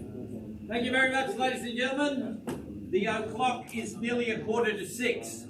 We would like to congratulate the winners here today. We would like to congratulate Coco Chow on a magnificent effort in the final of the Australian Open Billiards. Well done, Coco. Sorry, thank you. Thank you. Sorry, I apologise. The situation is that the Yarraville Club are providing food and drink. All we have to do is get up to 135 Stephen Street by about 6:20 and they'll lay on food and drink for all of you. So I hope you enjoy yourselves and have a lot of fun up there. So gather up your belongings and head up the street to 135 Stephen Street. We'll look forward to having a great time there. I'd like to give my thanks to Larry of Forgan for having been the Director of Referees through the whole 4 days. I'd like to give my thanks to Sam Malcolm, who provided the streaming all through the day of the finals. Well done, Sam. And I'd like to thank all the sponsors, Billiards Australia, the BBSA, the ABSC, the Yarraville Club, and CLNS, who are the sponsors of record for the ABSC. I hope that everybody's enjoyed their time here today. I hope that you'll make your way up to 135 Stephen Street, and I hope you'll forgive me for not having pulled Shuenyu nearby the correct name. Thank you very much. Winner? Do we have a trophy? Yeah.